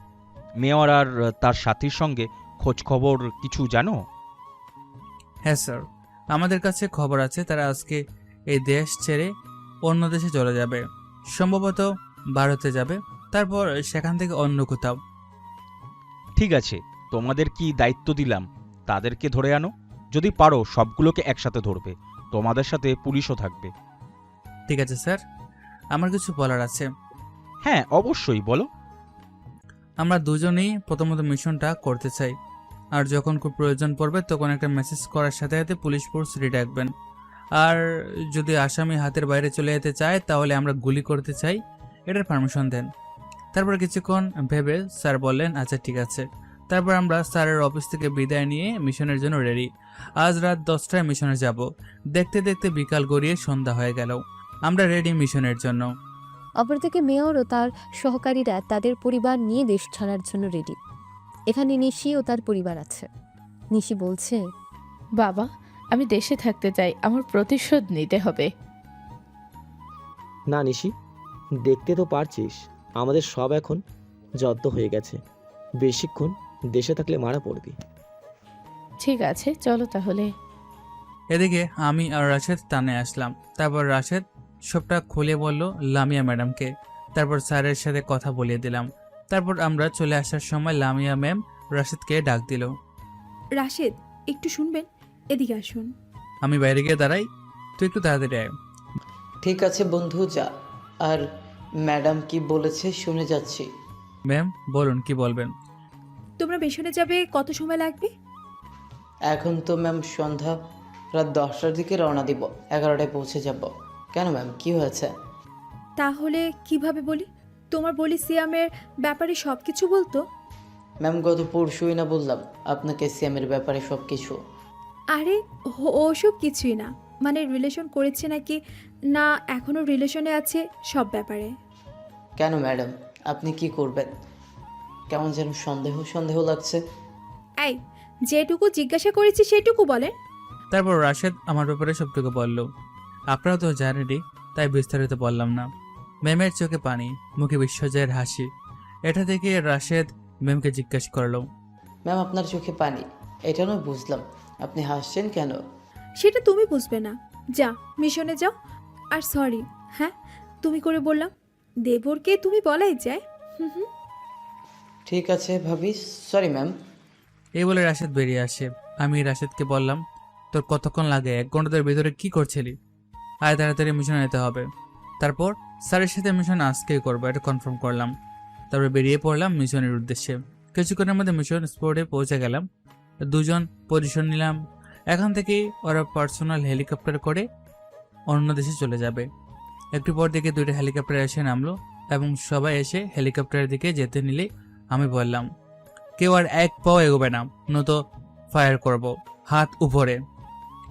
তাও তারা যেতে নিলে উপরে ফাঁকা ফায়ার করলাম আর রাশেদকে বললাম সবাইকে হাত করা পরাতে। হাত করা পরানোর শেষে হঠাৎ করে একটা গুলি এসে আমার পিঠে লাগলো। আমি পেছনে ফিরে দেখি মেয়রের বডিগার্ড ও নিশি দাঁড়িয়ে আছে। সবাইকে নিয়ে রাশেদ সাইডে হাত করা পরিয়ে বসিয়ে রাখে, তারপর আমার সাথে ওদের বিপক্ষে গোলাগুলিতে যুক্ত হয়। এক এক করে সব কটাকে মারার পর আমার দিকে হঠাৎ নিশি বন্দুক তাক করে, আবার যখন গুলি চালাতে যাবে তখন সাইড থেকে আর একটা গুলি চলে এবং হাতে লাগে। তারপর আর কিছু মনে নেই আমার যখন চোখ খুললো তখন আমি হসপিটালে। পরে আস্তে আস্তে সব কিছু মনে পড়ে যায়। কিন্তু সাইড থেকে গুলিটা চালালো কে?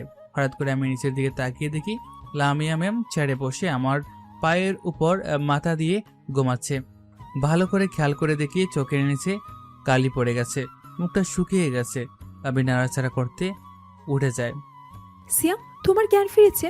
দাঁড়ো, আমি ডক্টরকে ডেকে আনছি। আরে দাঁড়াও, লামিয়া কয়টা বাজে দেখো। এখন রাত 4টা বাজে। অসুবিধা নাই, এখনো ডক্টর আছে, আমি এক্ষুনি আসছি। এখনো কথা শুনছে না। এখানে কি করছে? সকালে রাশেদ আসলো, সাথে স্যারও কিছুক্ষণ তাদের সাথে কথা বলার পর রাশেদকে জিজ্ঞাসা করলাম আমার কি হয়েছিল। তারপর তুই যখন পিঠে গুলি লাগার পরে ওদের সাথে লড়ছিলি, তখন নিশি তোকে আবার গুলি করতে চেয়েছিল। তখন ম্যাম এবং পুলিশ এসে তোকে বাঁচিয়েছে। তারপর সবাইকে বন্দি করে জেলখানায় দেওয়া হয়। ও তাহলে ম্যাম এখানে কখন আসছে? কখন আসছে মানে? এখানেই তো ছিল। যাই হোক, এসব বাদ দে। আরে স্যার, আপনি দাঁড়িয়ে আছেন কেন? না থাক, তোমাদের কথা শুনছিলাম। তোমাদের জন্য একটা সুখবর আছে। তারপর স্যার বললেন তোমরা যেই সাহসিকতার কাজ করেছো তার জন্য তোমাদের পুরস্কৃত করা হবে। আর সিয়াম, তোমার দায়িত্বে তুমি যে মিশন শেষ করলে তার জন্য 1 সপ্তাহ পর একটা অনুষ্ঠান আছে, আমার সাথে তোমাকেও যেতে হবে। তারপর লামিয়া বলল কিসের মিশন স্যার, আমি কি জানতে পারি? আমি বললাম সঠিক সময় জানতে পারবেন ম্যাম।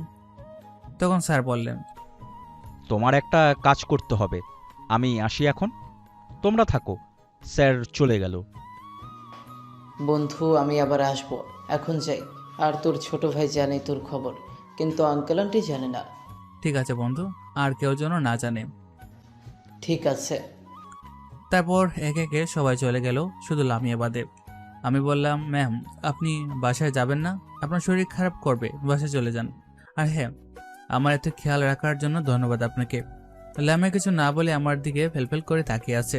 একটু পর বলল তুমি বলছো না সিয়াম, তোমাকে আমি কত ভালোবাসি? নাকি আমার যোগ্যতা নাই তোমাকে ভালোবাসার? বলো সিয়াম, কি নাই আমার মধ্যে? দেখো লামিয়া, আমার জীবনের ঘটনা তুমি যদি জানতে তাহলে আমাকে আর ভালোবাসতে না। কোন কাহিনীর কথা বলছো বলো তো? এই যে তুমি বিবাহিত ছিলে, ডিভোর্স হয়ে গেছে, এই কাহিনী আমি সব জানি সিয়াম। প্লিজ আমাকে একটু ভালোবাসো, আমায় ফিরিয়ে দিও না। আমি চুপ করে আছি। চুপ করে থেকো না সিয়াম, আমার উত্তর দাও।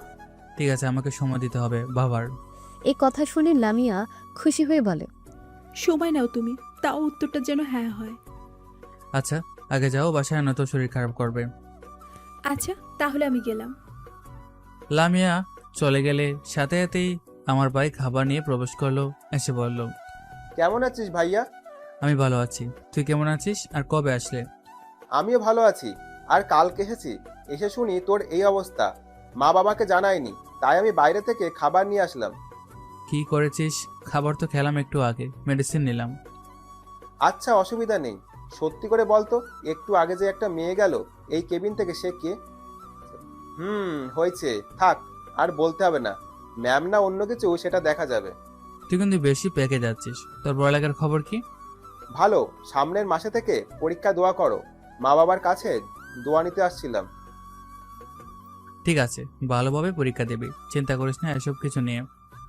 আর কিছুক্ষণ গল্প করার পর আমি বললাম তাহলে বাসা যা, এখন মা বাবা চিন্তা করবে। ঠিক আছে ভাইয়া, বিকেলে আসবো। না, বিকেলে আসতে হবে না, কালকে সকাল সকাল তো ছেড়ে দিবে হাসপাতাল থেকে। বিকেলে লামিয়া আসলো পুলিশের পোশাক পরে। আমি বললাম তুমি এখানে কেন? এখনো বাসা যাওনি কেন? আমার জানটাকে দেখতে আসলাম, কিভাবে বাসায় যাই বলতো? আমার জান এখানে কষ্ট পাচ্ছে। দেখো, তুমি এখানে বারবার আসো, তোমার বাবা মা কিছু বলবে না? আমি চাই তুমি বেশি এখানে না আসো। দেখো, বেশি কথা বলবে না। মা বাবা জানে বলেই আমি এখানে আসি। আসবো, 1000 বার আসবো। তোমার অসুবিধা? আমি এখন চলে যাচ্ছি, একটু পরে আরেকবার চলে আসবো।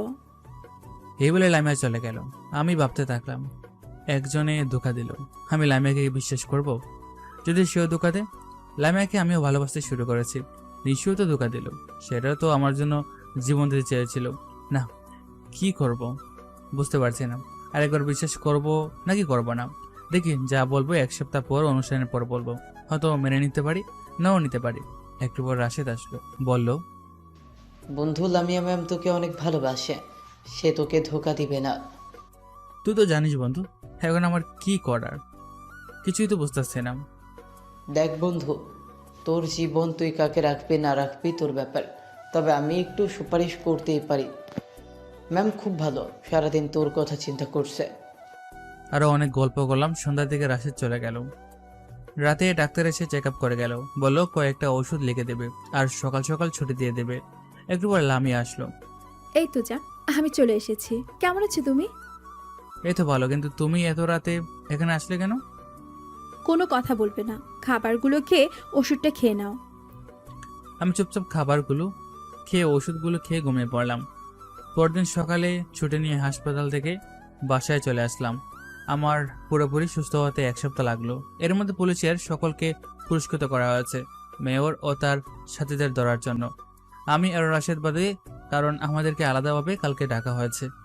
আমি রেডি হচ্ছিলাম অনুষ্ঠানে যাওয়ার জন্য। ছোট ভাইকে বলে দিলাম মা বাবাকে নিয়ে এখানে চলে আয়। ছোট ভাই বলল ঠিক আছে, 10 মিনিটে পৌঁছে যাচ্ছি। রেডি হয়ে বের হলাম, তখন লামিয়ার ফোন। সিয়াম, কই তুমি? আমি অনুষ্ঠানে যাব, তার জন্য রেডি হচ্ছি, বের হবো এখন। তুমি তোমার বাড়ির সামনে দাঁড়াও, আমি আসছি তোমাকে পিক করতে। আচ্ছা আসো। না করে লাভ নেই, শুনবে না। আমি, রাশেদ আর লামিয়া 3 জনে মিলে অনুষ্ঠানে পৌঁছালাম।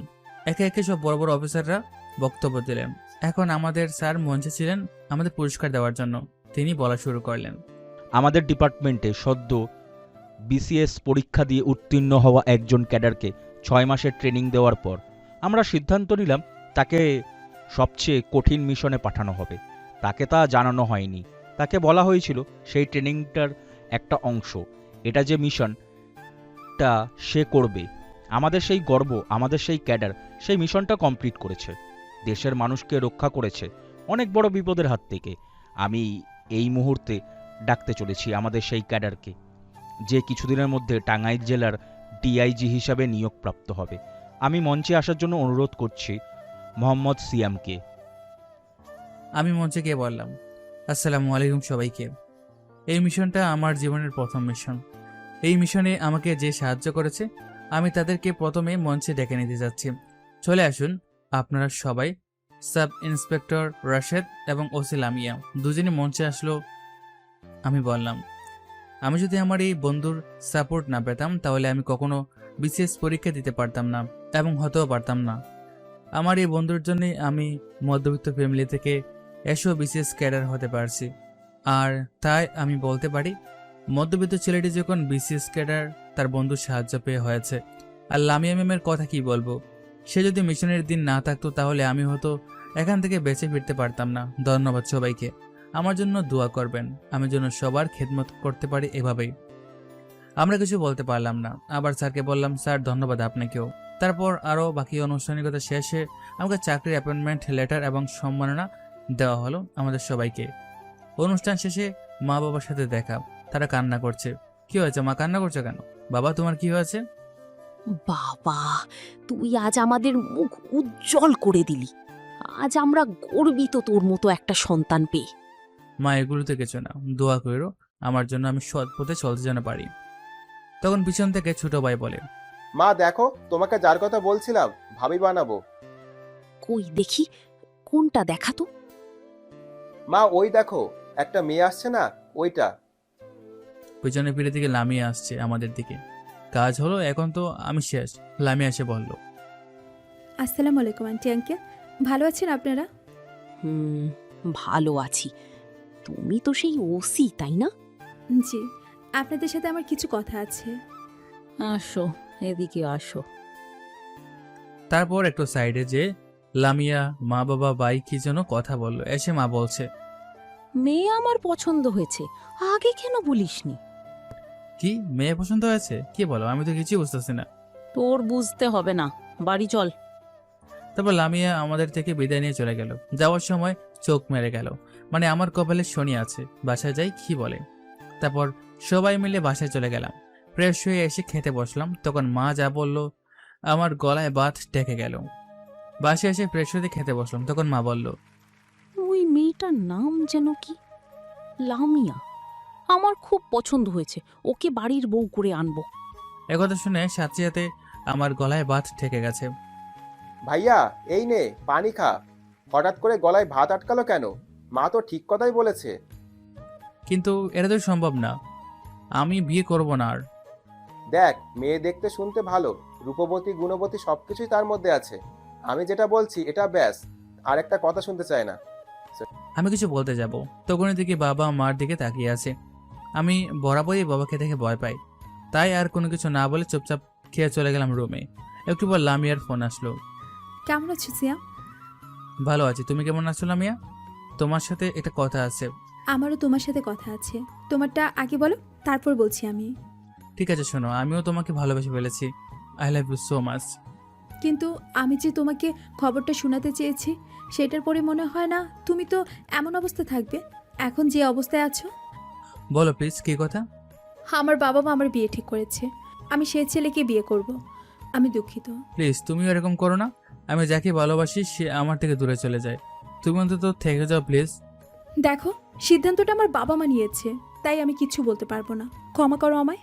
প্লিজ তোমার বাবা মার নাম্বার অথবা তোমার বাসার ঠিকানা দাও, আমি আসছি তাদের সাথে দেখা করতে। দেখো, আমি তো কিচ্ছু বুঝি না, আমার সাথে আর যোগাযোগ রেখো না। এই বলে ফোনটা কেটে দিল লামিয়া। এদিকে সিয়াম মনে মনে ভাবছে, এই জীবন রেখে কী লাভ? বাবা মার কথা চিন্তা করে কিছু করতে পারছে না। না, এর একটা ব্যবস্থা করতেই হবে। আমি আর বাঁচতে চাই না। হঠাৎ সিয়াম খেয়াল করলো পরনে থাকা গেঞ্জিটা ভিজে গেছে। খেয়াল করে দেখলো যে অঝরে কান্না করছে। সে টাইপিং করতে বসলো। স্যার, আমিও তো আর কিছু মুহূর্তের জন্য বেঁচে আছি। আমার অবর্তমানে আমার ছোট ভাইকে একটা চাকরির ব্যবস্থা করে দিন, এটুকুই আমার চাওয়া আপনার কাছে। দয়া করে এটুকু উপকার করবেন আমার। সিয়াম। এই লেখাটা টাইপিং করে রাখলো। নিচে যখন আসলো তার মা বাবা বলল, তোমার সাথে কিছু কথা আছে।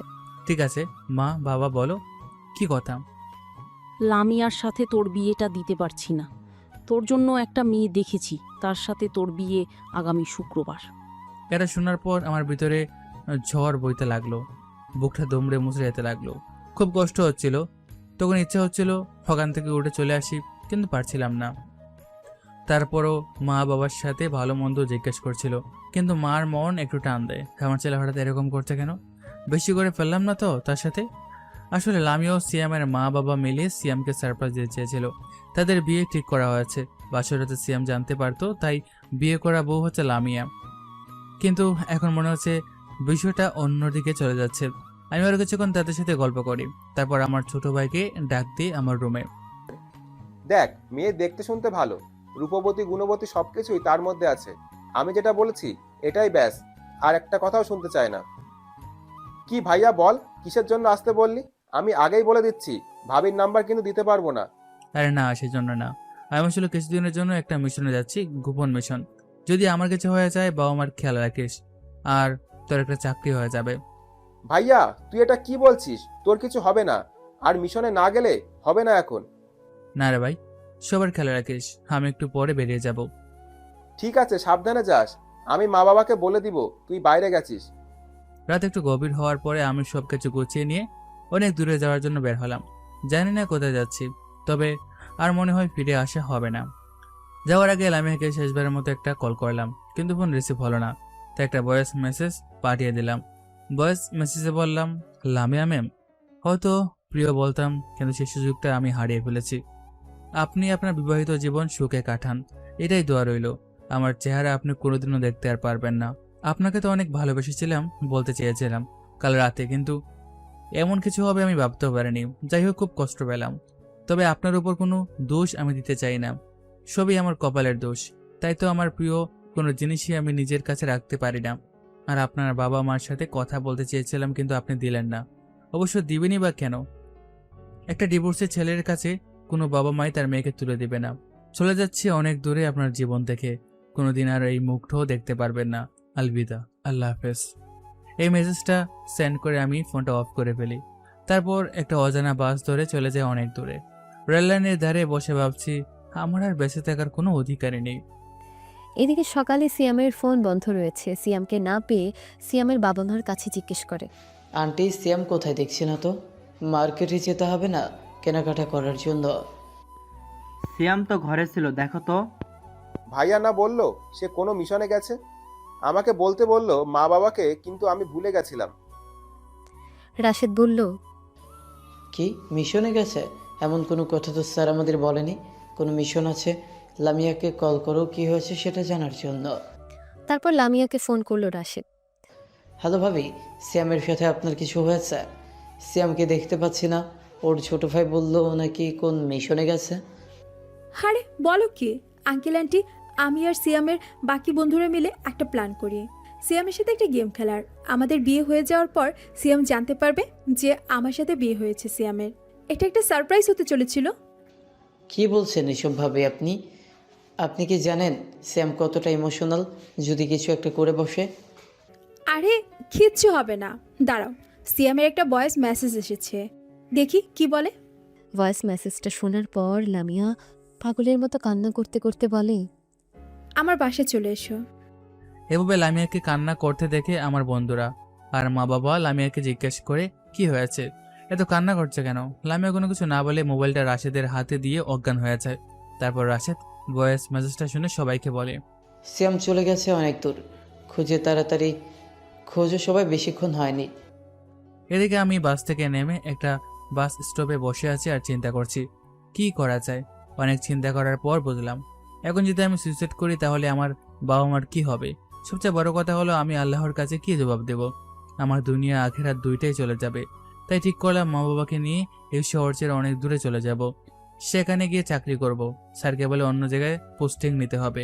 তাই আস্তে আস্তে বাসা থেকে রওনা দিলাম। এত চেষ্টা করছি তাকে ভুলে থাকার, কিন্তু বলতে পারছি না।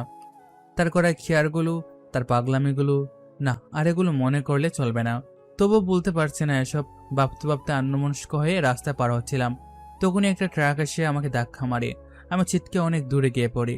অবস্থা খুবই সিরিয়াস। এক ভদ্রলোক গিয়েছে আমাকে হাসপাতালে নিয়ে। তারপর আমার কাছে থাকা ফোন থেকে লামিয়ার নাম্বারটা পেয়েছে সবার আগে। তারপরে ফোন করে, ফোনটা রাশেদ ধরে। হ্যালো সিয়াম, কই তুই? হঠাৎ করে এইভাবে চলে গেলি কেন?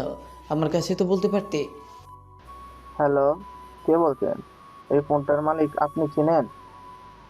হ্যালো, আপনি কে? আমি চিনি না। এই ফোনটার মালিক আমার বন্ধু সিয়াম।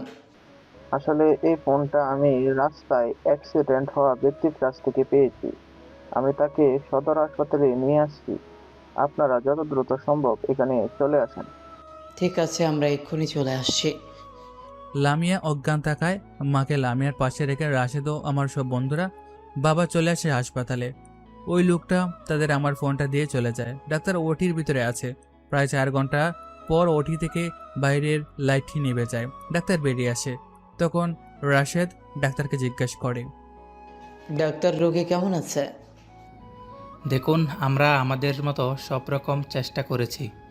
বাঁচার চান্স মাত্র 5%। শরীরের 60% ড্যামেজ হয়ে গেছে, বাকিটা আল্লাহর হাতে। এই কথা শোনার পর সবাই নিস্তব্ধ হয়ে গেল। কি জবাব দেবে লামিয়ার কাছে, আর কি বা জবাব দেবে সিয়ামের মার কাছে? এদিকে লামিয়ার জ্ঞান ফেরার পর কোনোভাবে সে জানতে পারে সিয়াম হাসপাতালে। সাথে সাথে ছুটে চলে যায় হাসপাতালে। লামিয়ার পেছনে সিয়ামের মাও যায়। অঝরে কান্না করতে থাকে। তার জন্যই নাকি এমন হয়েছে। সে যদি সারপ্রাইজ প্ল্যান না করতো তাহলে এমনটা হতো না। বিকালে ডাক্তার এসে চেক আপ করে বলে যদি পারেন সিঙ্গাপুর নিয়ে চলে যান। আমার বন্ধুরা সবকিছু ব্যবস্থা করেছে। প্রায় সবকিছু রেডি হয়ে যখন আসলো তখন ডাক্তার বলল, sorry, he is no more. এটা শোনার পর লামিয়া একদম চুপচাপ হয়ে গেল, কোনো কথা বলছে না। সিয়ামের মা অসুস্থ হয়ে পড়লে হাসপাতালে ভর্তি করা হলো। সবাই কান্না করছে। পরদিন সকালবেলা তাকে বাড়ি নিয়ে গিয়ে জোহরের নামাজের পর কবর দিয়ে দেওয়া হলো। লামিয়া চুপচাপ কারোর সাথে কোনো কথা বলে না। পরদিন সকালে তার ঘরে গিয়ে দেখা যায় লামিয়া ফাঁসি নিয়ে আত্মহত্যা করেছে। পুরো পরিবারের শোকের ছায়া। প্রথমে ছেলেকে হারালো, পরে লামিয়াও মারা গেল। তার ঘর থেকে একটা চিঠিও পাওয়া যায়। চিঠিতে লেখা, প্রিয় বাবা মা এবং আঙ্কেল আন্টি, সিয়ামকে হারানোর সবচেয়ে বড় অবদান মনে হয় আমার। আমি যদি এরকমটা না করতাম, হয়তো সিয়ামও আমাদের মাঝে থাকতো। কেন করতে গেলাম এসব? কোনো কিছু আমার মাথায় আসছে না। তাই আমি আর থাকতে পারছি না এই দুনিয়ায়। সিয়ামকে হারানোর বেদনা আমাকে কুড়ে করে খাচ্ছে। আর পারলাম না। সবাই ভালো থাকবেন। আল্লাহ আমাকে ক্ষমা করুক। ফ্যান চলছে তবুও গরম লাগছে, ঘেমে একাকার। হঠাৎ চিৎকার দিয়ে উঠল লামিয়া। সিয়াম, আমার সিয়াম, এক্ষুনি সিয়ামকে এনে দাও। তখনই লামিয়ার বাবা মা লামিয়ার ঘরে আসে। কি হয়েছে মা, তুই এমন চিৎকার দিলি কেন? বাবা, সিয়াম কই? আমাকে সিয়ামের কাছে নিয়ে চলো, আমি সিয়ামের কাছে যাব। লামিয়ার মা, দেখো তোমার মেয়ে বোধহয় খারাপ স্বপ্ন দেখেছে। তাই তো মনে হয়।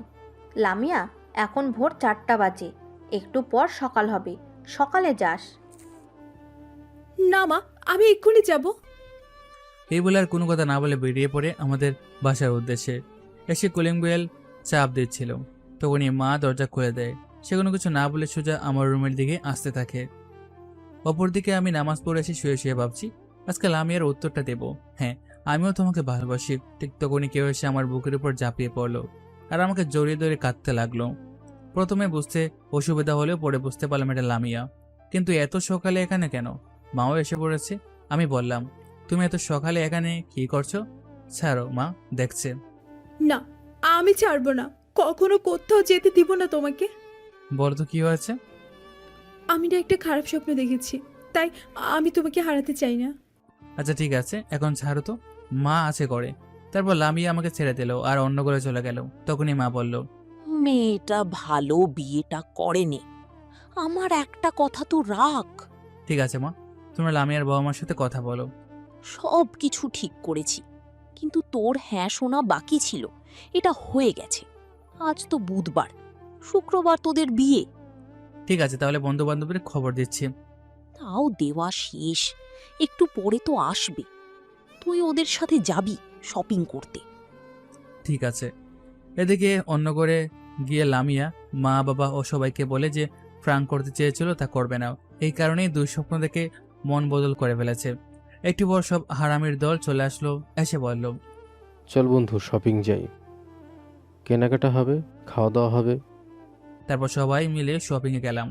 আমি আর লামিয়া একটু সাইডে একটা দোকান থেকে কিছু জিনিস পছন্দ করি। ওদিকে বন্ধুরা ওদের জন্য কিনছে। সারাদিন শপিং করা শেষে রাত্রে বাড়ি ফিরলাম। লামিয়াকে ওদের বাসায় নামিয়ে দিয়ে আসার সময় দেখতে দেখতে শুক্রবার চলে আসলো। আমরা দুপুরে জুমার নামাজ পড়ে বেরিয়ে পড়লাম লামিয়াদের বাসার উদ্দেশ্যে। যথারীতি পৌঁছে গেলাম। বিয়েটা হয়ে গেল। বিদায়ের সময় লামিয়া একটু কান্না করলেও গাড়িতে আসার সময় খুব খুশি। কাকাতো ভাইয়ের বউরা মানে ভাবিরা লামিয়াকে নিয়ে গেল বাসর করে। আমি আর আমার কাজিন ভাই ব্রাদাররা দোতলায় রুমে আড্ডা দিতে থাকলাম। একটু পর ভাবিরা এসে ভাইদের ডেকে নিয়ে গেল আর আমার ছোট ভাই সবাইকে নিয়ে গেল আমার রুমের সামনে। ভাইরা বেস্ট অফ লাক বলে, ঠাটা বলে, এবার ধাক্কা দিয়ে ভিতরে দিয়ে বাড়ি থেকে আটকে দিল। আমি খাটের কাছে যাচ্ছিলাম, বুকের ভিতর দুক দুক করা বেরিয়ে চলছে। খাটের কাছে যেতেই লামিয়া এসে সালাম করতে নিলে ধরে ফেললাম। তোমার জায়গা পায়ে নয় বুকে। অজু আছে তোমার? অজু করে আসো যাও। তারপর অজু করে এসে 2 রাকাত নামাজ পড়ে আল্লাহর দরবারে দোয়া করলাম আমাদের জন্য সুখে শান্তিতে বসবাস করার তৌফিক দেয়। নামাজ শেষ করে খাটে বসছি। লামিয়া 1 গ্লাস দুধ এগিয়ে দেয়। আমি অর্ধেকটা খেয়ে তারপর অর্ধেকটা লামিয়াকে দিলাম। বলল, আমার উত্তরটা কিন্তু তুমি এখনো দাওনি। এই নাও তোমার উত্তর। আমিও তোমাকে খুব ভালোবাসি। দুজনের মুখ কাছাকাছি চলে আসলো, দুজনের শ্বাস ভারী হয়ে আসছে। তারপরে কি হলো দেখার জন্য আপনাকে বিয়ে করতে হবে। এভাবেই চলতে থাকে তাদের সুখের জীবন। 5 বছর পর আমার বদলি হয়েছে ঢাকা জেলায়। আমার বাবা মা এখনো টাঙ্গাইলে থাকে। আমি, লামিয়া আর আমাদের ছোট্ট পাখি নীলা ঢাকায় থাকি। নীলা হচ্ছে আমার মেয়ে, 3.5 বছর বয়স। কথা শিখেছে একটু অল্প অল্প। একদিন অফিস থেকে এসে দেখি মা মেয়ে গল্প করছে। কি গল্প হচ্ছে শুনি? বাবা এতে কাতে আমার দন্নতি নিয়ে এতে তো এই মামনি, তোমার জন্য চকলেট নিয়ে এসেছি। ইয়ে তিমতা দাও আমাদের। এই নাও তোমার চকলেট। তারপর নীলা ওখান থেকে চলে যায়। আমি লামিয়াকে পিছন দিক দিয়ে জড়িয়ে ধরি। আহ, কি করছো সিয়াম? নীল এসে পড়বে তো। ছাড়ো বলছি, শুধু শুধু দুষ্টামি।